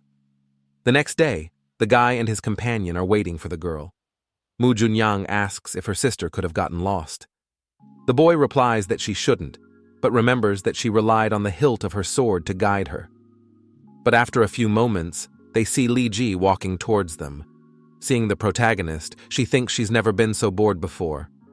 The young man asks her if she has gotten her revenge. The young man asks her if she has taken revenge, but at that moment, Mu Junyang rushes to hug the girl, crying and saying that she missed her. The protagonist, watching this, thinks that, okay, actually, he really wanted to hug her too, but had to restrain himself. The girl comes to the graves of her parents thinking, "Father, mother, your daughter has avenged you. Your daughter is fine. You can be calm." The young man, bowing his head a little, says to Uncle Auntie not to chew, Li Ji is very strong and he will help her. After asks her if she wants to build the mansion again. The girl replies that she does not, because there are too many memories associated with this place, and she does not want to immerse herself in them again. Sitting in the wagon, the protagonist receives a notice that he has 20 days. After that, he gets a map of the newcomers' villages, and he didn't expect that there would be so many villages on the continent. Noting that there are about 1,000 players in closed beta testing, how many will arrive in Tun County? The protagonist wants to catch some bad player. Once he was inflamed with the desire to establish a relationship with someone, something incredible happened in Tun County. An hour ago, the first players entered the server and marveled at the realism of the game. Player Zhou Hoi asks the other if Mo Guanzi is the chicken in front of him, saying that he always suspected that there was something wrong with him. Mo Guanji's player replies that this brother is quite brave. A couple seconds later, all the players are notified to follow the coordinates to get to Tong County. Zhou Hoi suggests Mo Guanji to team up, but he refuses, saying that he likes to play alone, then leaves. But after walking a little further, he notices 2 swordsmen fighting. The lurker thinks he's stumbled upon a battle scene and wonders what's going to happen next. One of the swordsmen loses, and noticing the guy throws him at the enemy, attacking, trying to escape. But the protagonist saves the player by throwing the swordsman away. The protagonist notices the guy's name and wonders if it's a coincidence. After all, the name Mo Guanji shook the world of the game twice, the first time he started worshipping and became a follower, and then he got infected and died. The player, looking at the young man, thinks that his looks and temperament are very good, and if he takes a picture and posts it on the forum, he will get a lot of positive feedback. Afterward, the kid notices that the protagonist has a purple name, because in Heavenly Dust, the color of the nickname reflects the player's personality, from the lowest to the highest. First comes gray, yellow, blue, purple, and then orange. The protagonist, looking at the guy, thinks that this guy doesn't seem very smart. There's definitely nothing wrong with him, and wonders if there's anything he can do to help him. The protagonist sees that the system suggests he give the kid an assignment, after which he asks if he wants to work together. The kid readily agrees, thinking that he met a player with a purple nickname at the very beginning of the game, and it couldn't be better. The protagonist thinks the kid has an amazing future, while Li Ji angrily yells at him to look at her instead of the kid. The player thinks about the fact that a task from such a player would clearly not be easy, after asking himself if he is strong enough to do it. The boy receives a task from the protagonist, where he needs to find and bring a friend. Looking at the assignment, he thinks that although he did not expect this, but in the future, he is waiting for much more. The protagonist thinks that in the early days of the game, all a few players can shoot, and when he enters the city, everyone will see that he has a purple nickname. The players who came to Tong County are crowded near the city gates and shouting indignantly. Mogwanji comes to the city and asks what's going on. Another player tells him that the soldiers won't let them in, saying they are strangers of unknown origin. They also said they won't let them inside without a pass. Mogwanji tells him not to worry because there is someone who can help them, thinking that he will first fool him to complete the task and then find another player and ask for help. Two players come to the protagonist and tell him what is happening at the gates of the city. The young man, after listening to them, asks if they need a pass, thinking that the situation has taken a very interesting turn. The guy says that they need an official stamp to prove their identity. He then asks for help as it is very important to him. Ji Li cautiously says that she wouldn't trust them, but the young man replies that it's okay and answers the players saying that he will help them. After the guy's words, the system gives a task saying to help him solve the problem. The protagonist asks the girl to wait for them. Ji Li agrees, thinking that although she doesn't know why they don't take her with them, she is very happy to receive their care. After arriving at the Lord's house, the young man gets the necessary documents and then thanks him. The protagonist remembers about the Lord's daughter, whom he saw in their first meeting, and thinks that since these people help, why not establish a good relationship? Then he tells the Lord that his eldest daughter is very capable, and she could be sent with him to the demon clan to develop cultivation when she is a little older. The Lord happily replies that he didn't know he had such a capable daughter. The young man remarks that everything will depend on the decision of the head of the city. Then the Lord says that he will prepare everything now, and a couple of moments later, his wife and daughter arrive. The little girl worships the boy, thinking that he is handsome. The young man, confused, says that she must be in pain, after which he asks her to get up, thinking she's pretty. After that, he asks Mu Junyang to check on little Zhang Yu. Checking the girl, the protagonist says that it turns out she has 7 spiritual roots, which is considered a decent amount. Leaving the palace, the protagonist gives the documents to the player, saying that he will now be able to go wherever he wants. He then gives the reward for the completed task. He notices that the other player's nickname is Joe Hoi, and then remembers that he will soon become a subordinate of a high-ranking person. He can be used for connections. The young man lowers the auspiciousness to -1, thinking it will motivate him, and tells them to go to Tong County to get a pass, and then already to Qingling City. Joe Hoi takes a screenshot of the protagonist, thinking that he will be able to bring the favorability back in the future, but he makes more progress since he was able to meet such an outstanding person. Walking into the carriage, the players see Ji Li, and the guy realizing this drives them over. The players quickly get into the coachman's seat.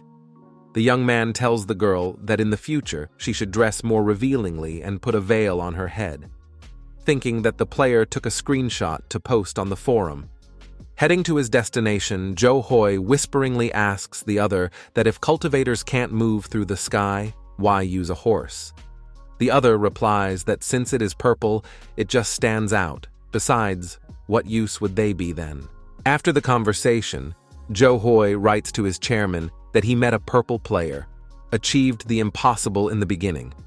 Mei Qianhua, the chairman of the Knights Guild, upon receiving the message, was very happy to receive such news, after which he posted on the forum that his guild had met a purple player. The protagonist, browsing the forum, thinks that the current users are pretty good. It's a pity he doesn't have a reply function, otherwise he would have left a couple of comments. The guy, looking through the forum, sees that a post about him has gotten over 3,000 comments. Looking at them, he sees that the users got too carried away, whereupon the system tells him that the actions were predictable. He then thinks that the results will not be good, and it is better if he does not open anything.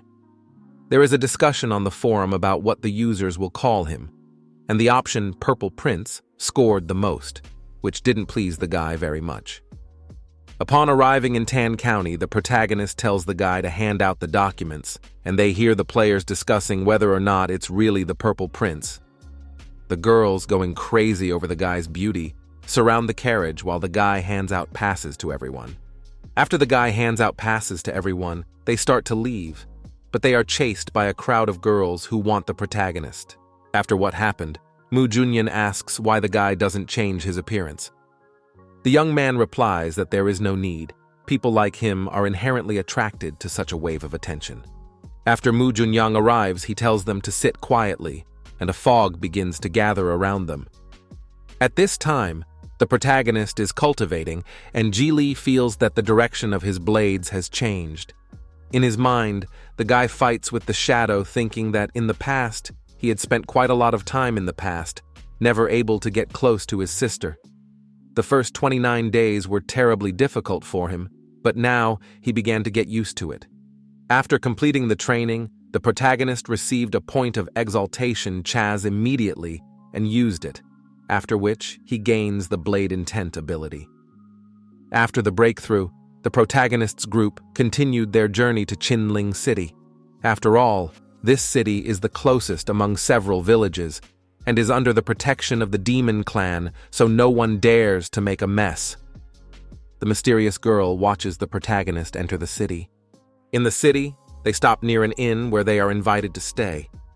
There is a third heir left in this city who is addicted to cooking and decided to stop his cultivation. He decided to take over the restaurant as well as the inn.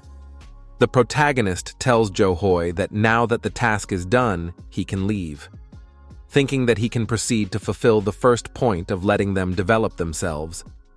The kid with a pitiful face tries to say something, but the young man says that his cultivation level is too low, so he doesn't see much point in being with him. He tells him to keep cultivating, and when the time comes, he'll find him. The guy asks if he can follow the protagonist if he becomes stronger. The young man replies that the kid is bright. The kid leaves and says goodbye to his friend, saying to help the cultivator while he trains, thinking that here, even with an unarmed eye, it can be seen that the Purple Prince appreciates this guy more.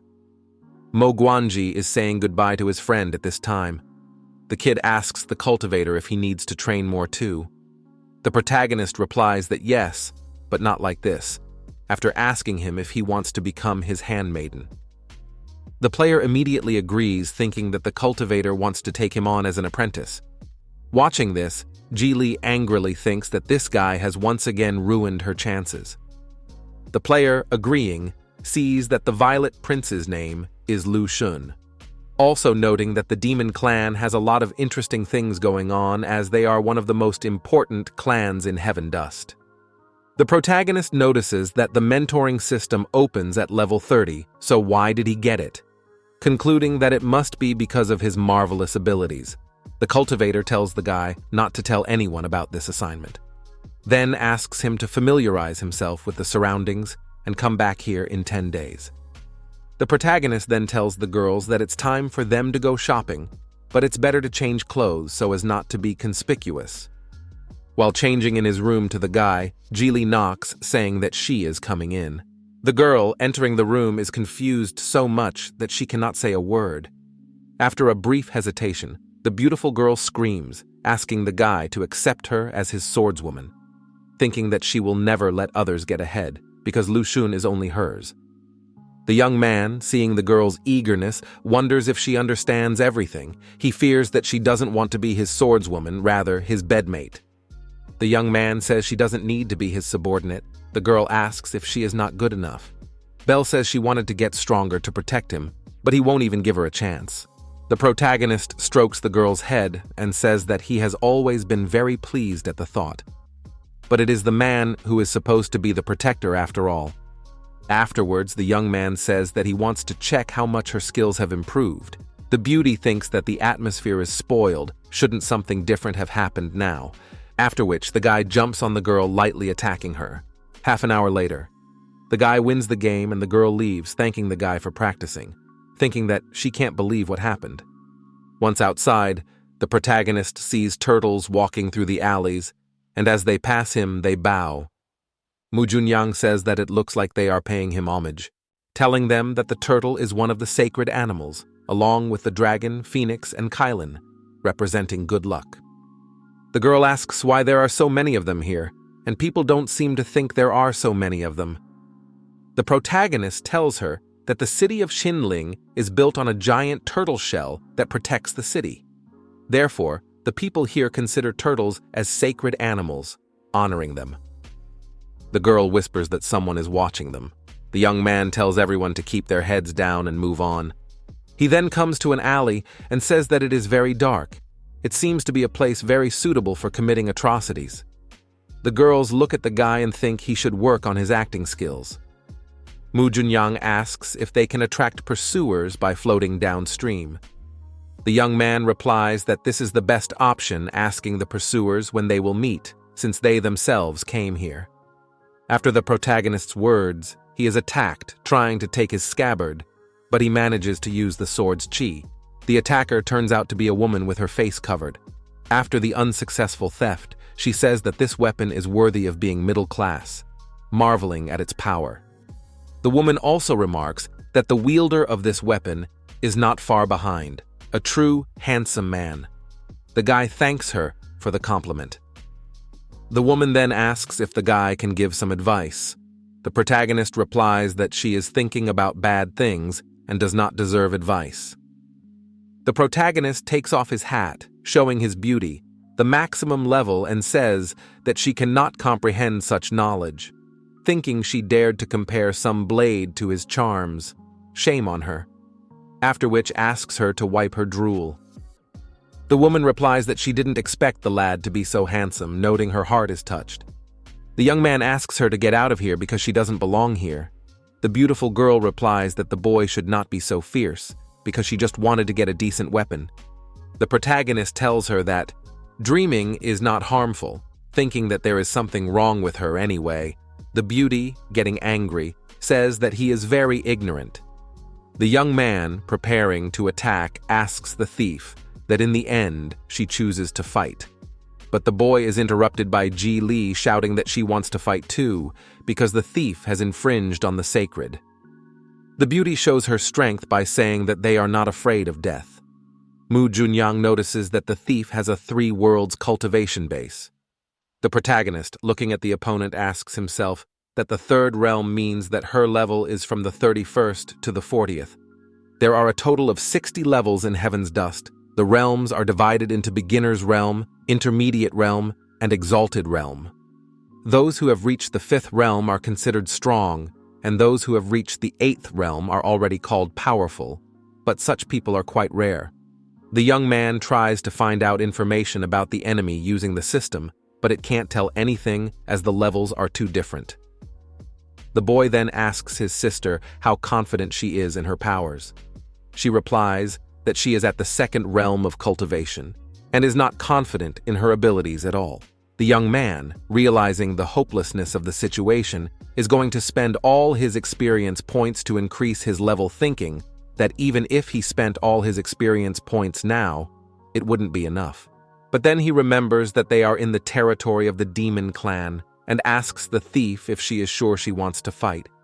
The girl asks him if he's going to surrender after realizing the horror of it all.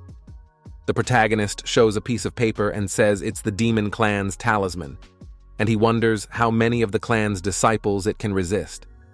The thief thinks she can kill a lot of people before backup arrives, but this weapon is clearly not worth ruining her relationship with the demon clan. Beauty's companion tells her not to provoke the demon clan.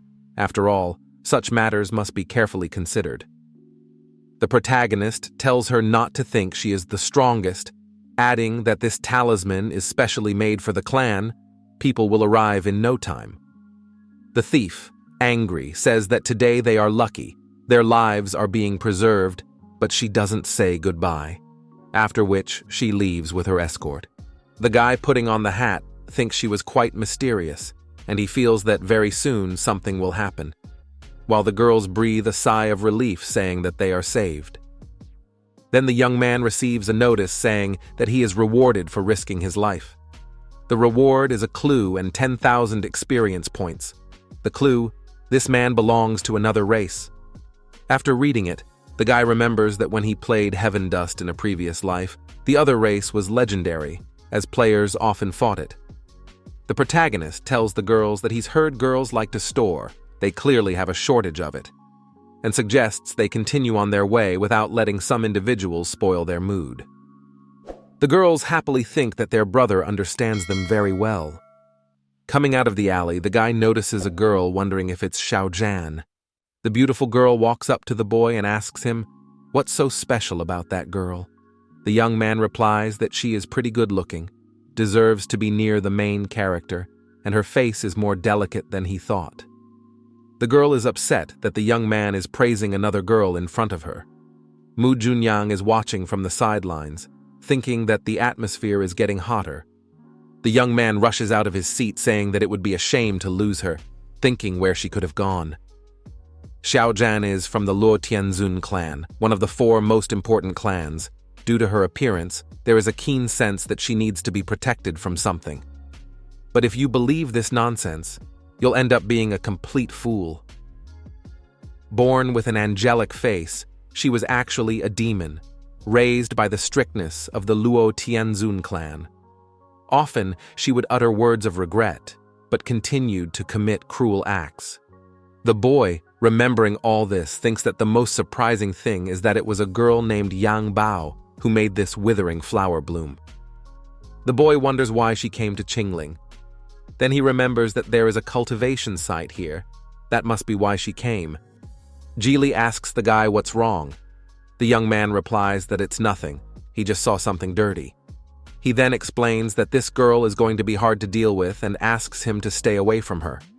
Geely asks why, since she looks weak, and she is much stronger than her. The protagonist, watching her, thinks that he forgot about Geely being weird. Mu Junyan, listening to their conversation, thinks that the guy has a diamond eye, realized that that girl is not as weak as she wants to appear. Even 3 or 4 people like herself wouldn't be able to stand up to her. After walking down the street for a bit, the young man sees Yang Bao, thinking that there's no escaping fate. The protagonist, realizing what is happening, says that this world is scary after all. Watching the girl, excited, praises the game. Mu Junyan asks what the guy is looking at. He replies that it's that girl, thinking that he had no idea that Yang Bao would also participate in the closed beta test. The young man gets the idea to run his own tests. The protagonist realizes that attacking her is tantamount to fighting the protagonist of this world, after which he pretends to pass by Yang Bao. The girl, noticing the guy, thinks he has broad shoulders, nice waist, well-built and strong. The beautiful girl approaches the protagonist and tries to say something, but realizes that she cannot take 2 words, and it turns out she likes not girls, but in general beautiful people. She then asks if the cultivator needs apprentices. The young man replies that it sounds good. She, overjoyed, thinks she's about to die if she manages to become the Violet Prince's apprentice. The protagonist says it's not that simple, then points to Xiaojan and tells her that her best opportunity can only be found there. The girl, looking at her, asks if there is another beauty, after which she turns around and sees that the guy is missing. Yang Bao rejoices like the Purple Prince, came and went without a trace, thinking that he is very mysterious. After which she runs to the girl pointed out by the protagonist, thinking that since the prince himself said she had a chance to get that pretty girl, she should try. After which she starts circling around the girl, saying that she is aesthetic. Yang Bao stops and thinks that her blinking thinness gaze has won her heart. Xiaojan asks if she is sick, after which he says that if everything is fine, then let her stay away. But Yang Bao persistently asks if such a beautiful little sister needs a partner. Xiaojan can't stand it and launches the girl into flight, telling her to stop talking nonsense. Watching everything that happens, the girl asks the protagonist if he is up to something bad. Turning around and leaving, he says he's just thinking about the delights of adulthood. Resting in his room, the young man looks at what's going on in the game's forum and sees that Judging by the reaction to his appearance in front of Yang Bao today, nothing of the sort has happened. He then receives a notification that his subordinate has leveled up, and he thinks that the guy is worthy of being considered a fated emperor. Efficiency is what it takes. 2 days later, Mo Guangji comes to the protagonist, and he asks what happened to him to make him look like that. The kid runs to the protagonist, telling him what happened the day before. The kid sees someone running at him, yelling that there is one solid evil behind him. The guy stops the screamer and asks what happened. The frightened man tells him that on a mountain outside Qinling City, he saw people jumping up and down as if they were possessed by evil spirits. He saw some creature run up and bite them. The boy, having been given a task, shouts for the man not to be afraid, for he is here to save him. Outside the city limits, the guy sees a bunch of zombies. He is excited that he is going to make the first kill in this game, then attacks the zombies, thinking that his starting point has begun. But in the end, he couldn't do anything and just died from a couple of zombies. After finishing telling what happened, the kid says that everything is because of his incompetence. Fortunately, he managed to save himself, but the monsters could not kill. Thinking that he fought so actively, hoping that he will not have to turn to the Violet Prince for help. The protagonist says that his cultivation level isn't high enough, so it's not his fault. The guy thanks his mentor for his support, thinking that his teacher is very good. He is lucky to be near him. After all, he wants to be like his mentor one day. The protagonist looks at the guy and wonders if he too can get a hidden mission like him. Then the system offers to help Mo Guangji. After that, he asks the kid if he needs his help in this case. The player asks to send his sister, because he really wants her to be the one to help kill the monsters, thinking that it is best to be with Sis. The guy assumes that the Purple Prince is unlikely to want to personally deal with everything. But the protagonist replies that it's much more complicated than he can imagine, and he will personally help him, thinking he can't waste experience points, and notes that he guesses why the boy wants to take his sister with him. After the young man argues that he has a blade of qi, which in a critical moment will definitely help him, but the real reason is that Mu Junyang and Li Ji should not be hurt. The protagonist tells the kid to show the way. The kid, excited, shows the way, thinking that he is extremely lucky that the Violet Prince decided to personally help him. Once there, the young man remembers that Qinling City, corpse gas, zombies, a hidden mission that later became a sensation. He realizes that this is the mission that 2 major guilds in the past went to in order to pass it. But judging by the timeline, the protagonist realizes that he has a chance because the main boss hasn't shown up yet. Then he tells the kid to go as soon as they get to the place, the way he will demonstrate his skills. Thinking that the bait has been sent, the only thing left to do is to wait for someone to take the bait. Watching the zombie attack, the guy thinks that this time he will show everything he can do. But the player can't resist the zombies no matter how hard he tries. Lying on the ground, he thinks that the Purple Prince must be disappointed in him. However, the protagonist absolutely doesn't care about the kid's performance. He thinks he'd like to start by seeing how much blood the creature can consume before he dies. After all, no matter how insignificant a mosquito is, it is still harmful. So what about this creature? Mo Guangji, trying to show what he can do, gets hit by the zombie and starts shouting, saying that he hurt him 5%. Using his blade, he took away 20% of his life with his hands alone. After another stupid prank, the guy takes a second hit from the zombie. Watching this, the protagonist thinks the guy is really stupid. It seems that luck does not always accompany him. After that, the young man looks at the information about the monster and sees that it is a half-corpse of the 3rd level. The protagonist cuts the creature into pieces with one move, and the kid thinks that the Purple Prince is very cool, but his delight is interrupted by other zombies that appear in front of him.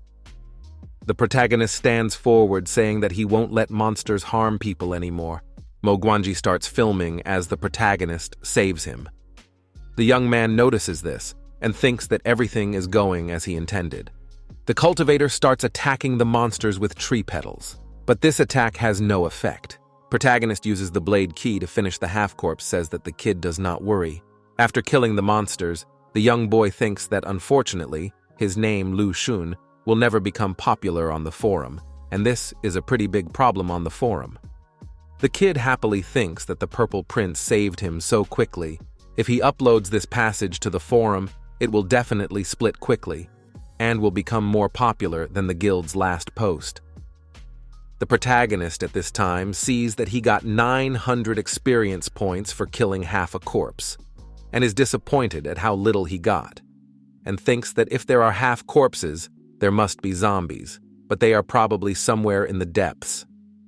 Mogwanji receives his reward for the mission, rejoicing, thinking that he's very lucky to meet one of the key characters in Heavenly Dust. The protagonist tells the guy to follow him, thinking that he's always been pretty lucky, so he can't let the guy die. At this time, the player thinks that since the prince let him follow him, he can get more experience, and he is the chosen one.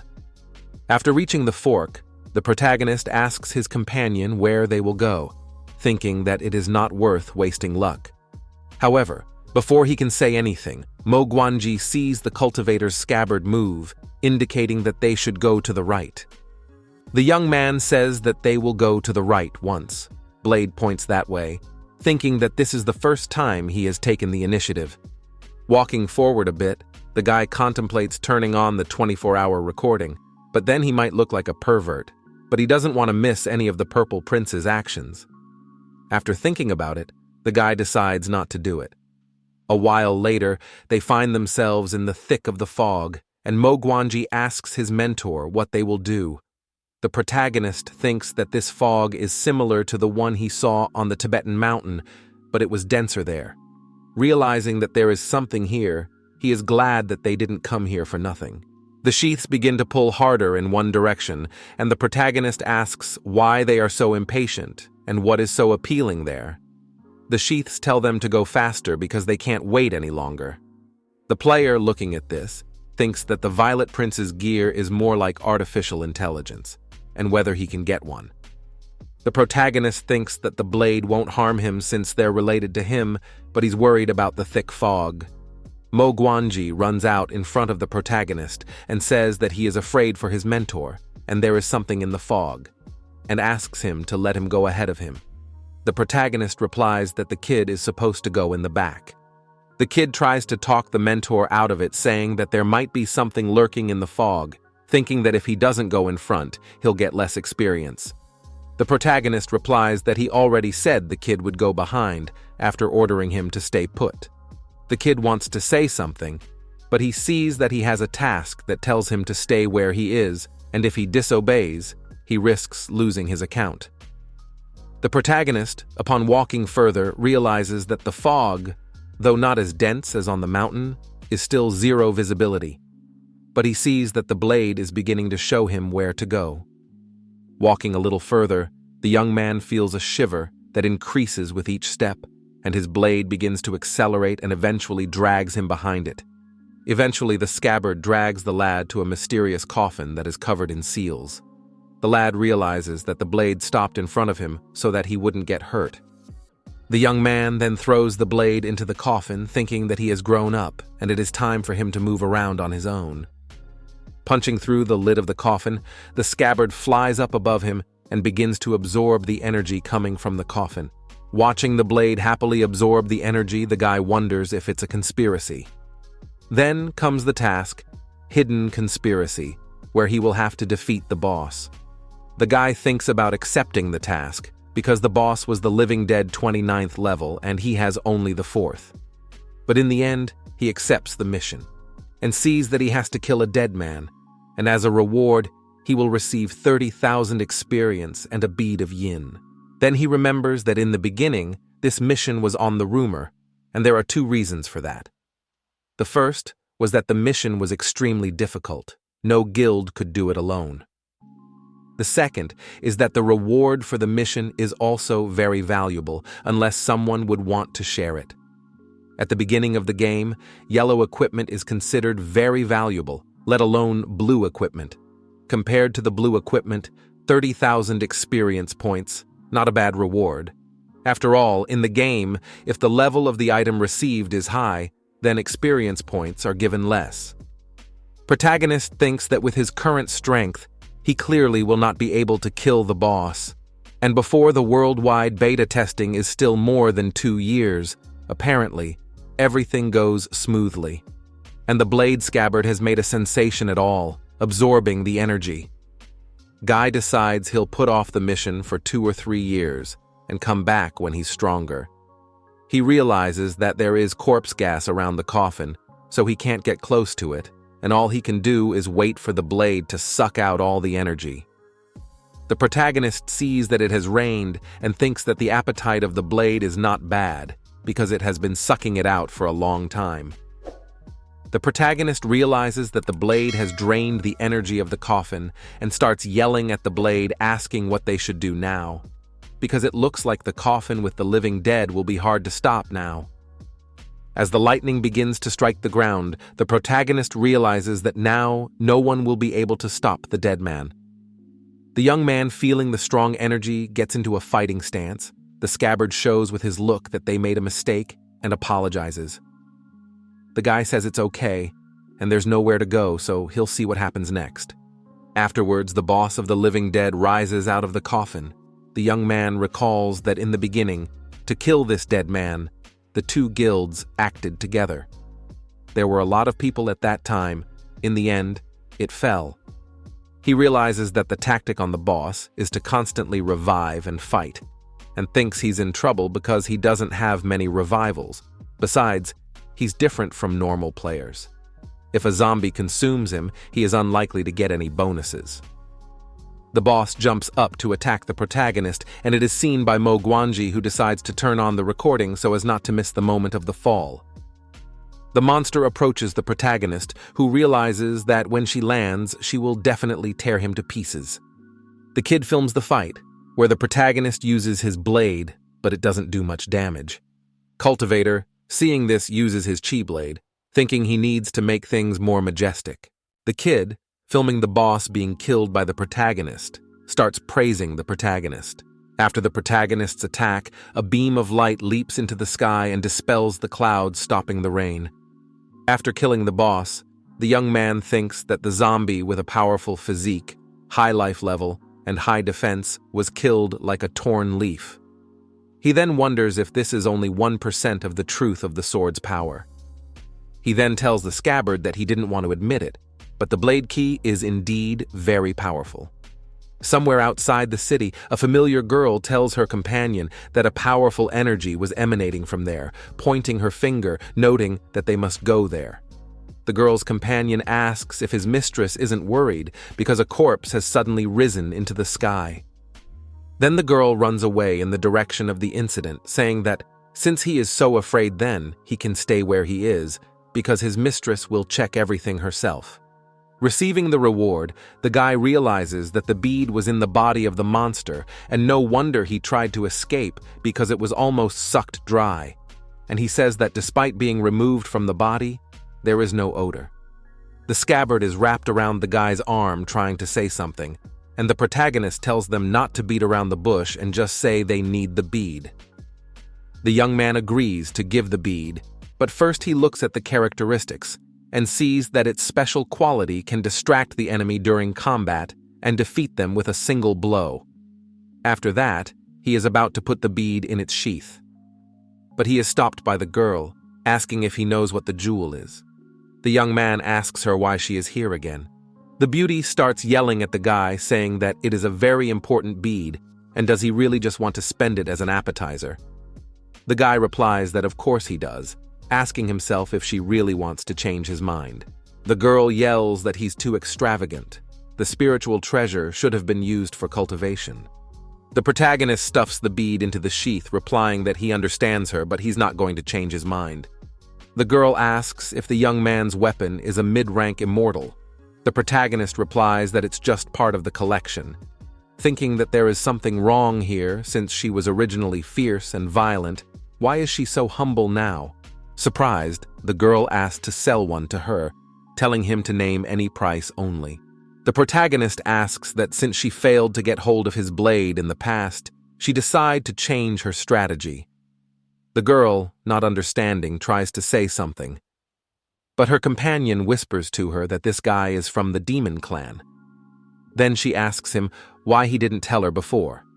The protagonist thinks that her reaction is not like in the past, and asks why she pretends to be crazy. At some point, the girl realizes that that powerful energy came from the guy, and asks if it was his power that dispelled the rain. The guy replies that he doesn't know what she means. The protagonist thinks it feels as if this is a completely different person, fundamentally different from the one he met. The girl looking at the young man recalls that her sister said that he only has the beginning stage of a cultivation base, asking herself then where he got such power from. The girl says that she heard about him from her sister, thinking that she should get away from him as soon as possible because he might reveal her secret. The guy asks her if he's going to meet her sister that day. The girl says that they are twins, and since her sister heard him that day, she wants to make up for it. So she may have misunderstood him at some points. The protagonist says that both sisters found him through the energy of his blade, and moreover, both of them took advantage of his blade. The girl, bowing her head, says that they were only looking for a high-ranking weapon, no evil intentions. The girl's companion says that if she offended him that day, they apologize, and they will leave immediately and not bother him. The guy asks why they are leaving, since he hasn't said goodbye to them yet, thinking that he wants to find out all about their real identities today. The girl turns around and asks what he wants from them. The protagonist says it's nothing much, asking when they arrived on the continent. Belle replies that they've been here since birth, but the young man says that as far as he knows, the other races have not yet arrived at this time. The girl, realizing that their secret has been revealed in a panic, tells her companion to run away. Watching them run away, the young man uses his blade to stop them by cutting their clothes a little. The girl's servant decides to attack the guy, telling his mistress to run while he holds off the enemy. But the protagonist stops the servant with a simple blow to the head. Belle, seeing this, yells at the young man, saying he's a scumbag for tearing his clothes and then hitting Xiao Hong. The boy says he didn't expect her servant to be so weak. The young man walks over to the girl who fell down trying to get back up. The beauty screams, asking what the young man is up to, because if he doesn't want to sell weapons, he doesn't have to. The protagonist says they were having a nice chat after all. What's she getting at? She's weaker than her sister after all. Thinking that he didn't expect her cultivation base to be so weak. The girl says that it's because he has a mid-ranked weapon on him, and without it, she would have been able to defeat him. The protagonist replies that weapons are also part of strength. Besides, if he goes without it, she will have more opportunities to cheat. Out of anger, the girl tries to suddenly hit the guy, but her attack is easily parried by the young man. The girl, standing up abruptly, tears her clothes and the linings fall out of them. The beauty turns around, covering herself, but the protagonist grabs her by her clothes, eventually pulling them off. The girl, getting very angry, turns to her sister, saying that even if the head of the demon clan was here, she would still tear the young man to pieces. Protagonist, looking at this, realizes that the girl has a split personality and he will not be able to resist her with his 4th level. The girl attacks the guy, but he says it's not good to walk around naked. What if they attack? Then throws up her clothes, asking what she will choose to keep her dignity or catch him. After which, she quickly runs away. Mo Guanji sees his mentor fly past him, and he asks himself why his teacher ran away so quickly. And he concludes that after killing the boss, he got some cool pill, so now he's in a hurry to activate it sooner. Then he sees a girl running towards him and he notices that she is very beautiful. But the beautiful girl kills the guy, saying that she felt relieved after killing a man, but she was foolish to ask where the protagonist went. The girl decides that there is no need to fight him to the death, because he will have the support of a clan of demons, and then it will not be possible to cope with him. After that, she leaves. Resurrected, the boy thinks that the girl is the new boss, but after receiving a task from his mentor to remove the corpse, he takes out a shovel to fulfill the assignment. He remembers that he needs to post a video on the forum where the protagonist defeats the boss. At this time, the protagonist in his room raises his level to level 8. Thinking that he has received a total of more than 30,000 points for the boss, and most of it he has already spent, and when he raises the level to the 10th level, he will be able to fly on the sword. The system shows the guy that he will now be able to give daily tasks to his students for 4,000 experience points. After looking at the notification, the guy decides to look at the forum to see how things are going with his disciples' publicity. Looking at Mogwanji's profile, he sees that he already has 8,000 fans and 600 subscribers.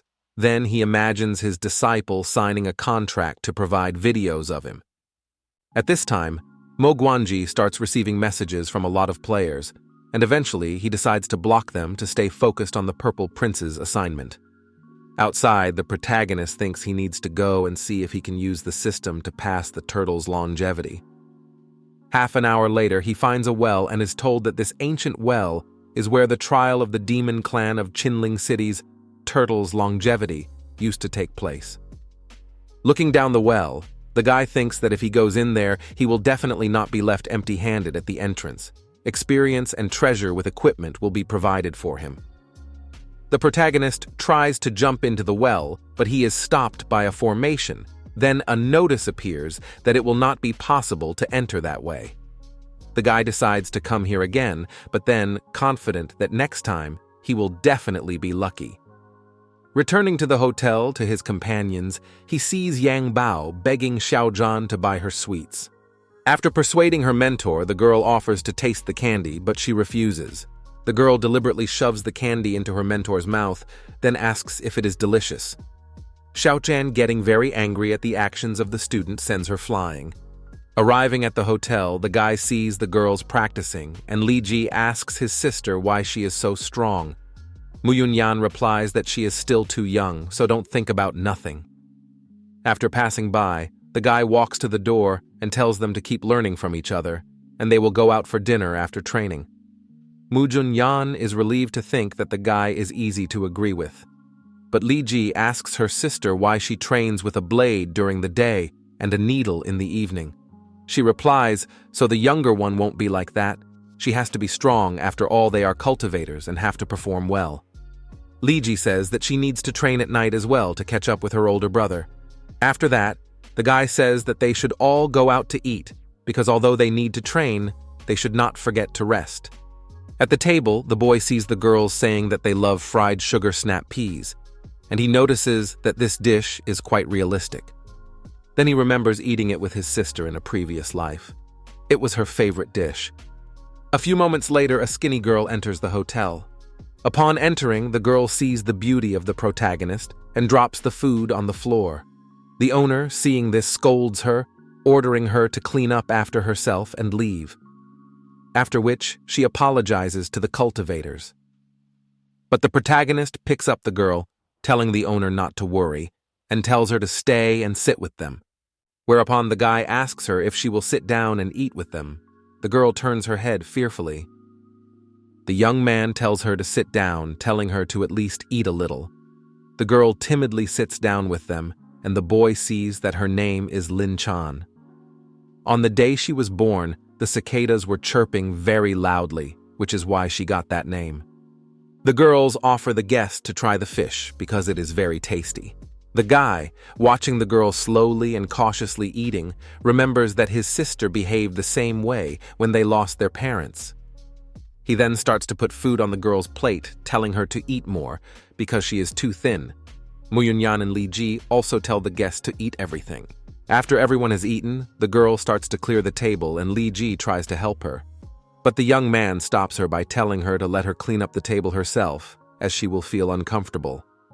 At one point, the scabbard starts to reach for the girl, but the boy orders them to stop thinking that they too have noticed that she is a natural-born blade mistress that comes along once in 1,000 years. The young man then says that he thinks Lin Chan is very capable and would like to take her as his apprentice, asking what she thinks about it. Then he says that cicadas may burrow into the ground for a long time, but they crawl out when the first rays of sunlight appear. The girl, hearing these words, wonders if she will have sunbeams in her life. Not hearing the answer, the young man says that since the girl is silent, he will take it as a consent, and she will become one of his main students. Also soon he will escort her to the clan of demons. The protagonist, seeing the girl leave, asks himself that perhaps she is frightened. The girl, remembering the young man's words, practically weeps and rejoices that she will have a mentor. Liji starts to get indignant, asks the guy that since when does he take on students so easily, and says that she does too. The protagonist, pouring cold sweat, replies that she must learn diligence, and one day, when she becomes an inner disciple, then he will come for her. The system then shows that he has a new disciple, and the guy thinks that the mentoring system has confirmed that Lin Chan has officially become his disciple. After returning to his room, the guy opens the art of sword wielding and thinks that 10,000 points isn't that much. After all, this ability is worth it. Also decides that he needs to upgrade to level 10. After which, as he lies down, he thinks about why Mo Guanji still hasn't completed the task, assuming that he was busy fishing. The kid, meanwhile, fighting half a corpse, asks why he's not dying. After dying many times, he decides that he will torture the monster to death. Having had enough, the half-corpse leaves while the boy is left with only bones, and he is reborn. Once revived, the kid thinks the monster left because he was scared of him. After that, he starts to return to his mentor. The man, Liu Hanshu, notices Lin Chan and notices that she is a blue player, thinking that he has mostly only seen players with gray names. Thinking that this is his chance, he snatches a rag from the girl and starts to clean, instead of her telling her that how can she do such a thankless job, and now she can entrust it all to him. The innkeeper sees this and throws the man out of his establishment. Liu Hanshu sees Mo Guanji entering the inn and thinks he's going to be thrown out too. Half an hour later, the man, not understanding why he wasn't thrown out, remembers the guy's name. Although Mo Guanji's posts are considered very popular, but few people remember his name. After coming to the mentor, the kid asks if the teacher has any more assignments for him. The protagonist replies that there are no more tasks, but he has recently accepted a new student. Her name is Lin Chan, so they will act together. The kid realizes it's the girl with the blue nickname he saw. He thinks that he didn't expect anything else from the Violet Prince. He can even change the nicknames of players. The young man kicks out the hesitant guy, thinking that this guy has been missing for half a day. Sometime later, the protagonist sits down to eat with his companions and his new student. Ling Chan thinks that she will wait until everyone eats, and then she will finish the leftovers. But the guy puts a lot of food on her plate, telling her to eat and gain strength. Vilya thinks that he is a good mentor because since her grandfather died, no one has ever taken care of her like that. Then she remembers how she fell ill when she was 10 years old and almost died.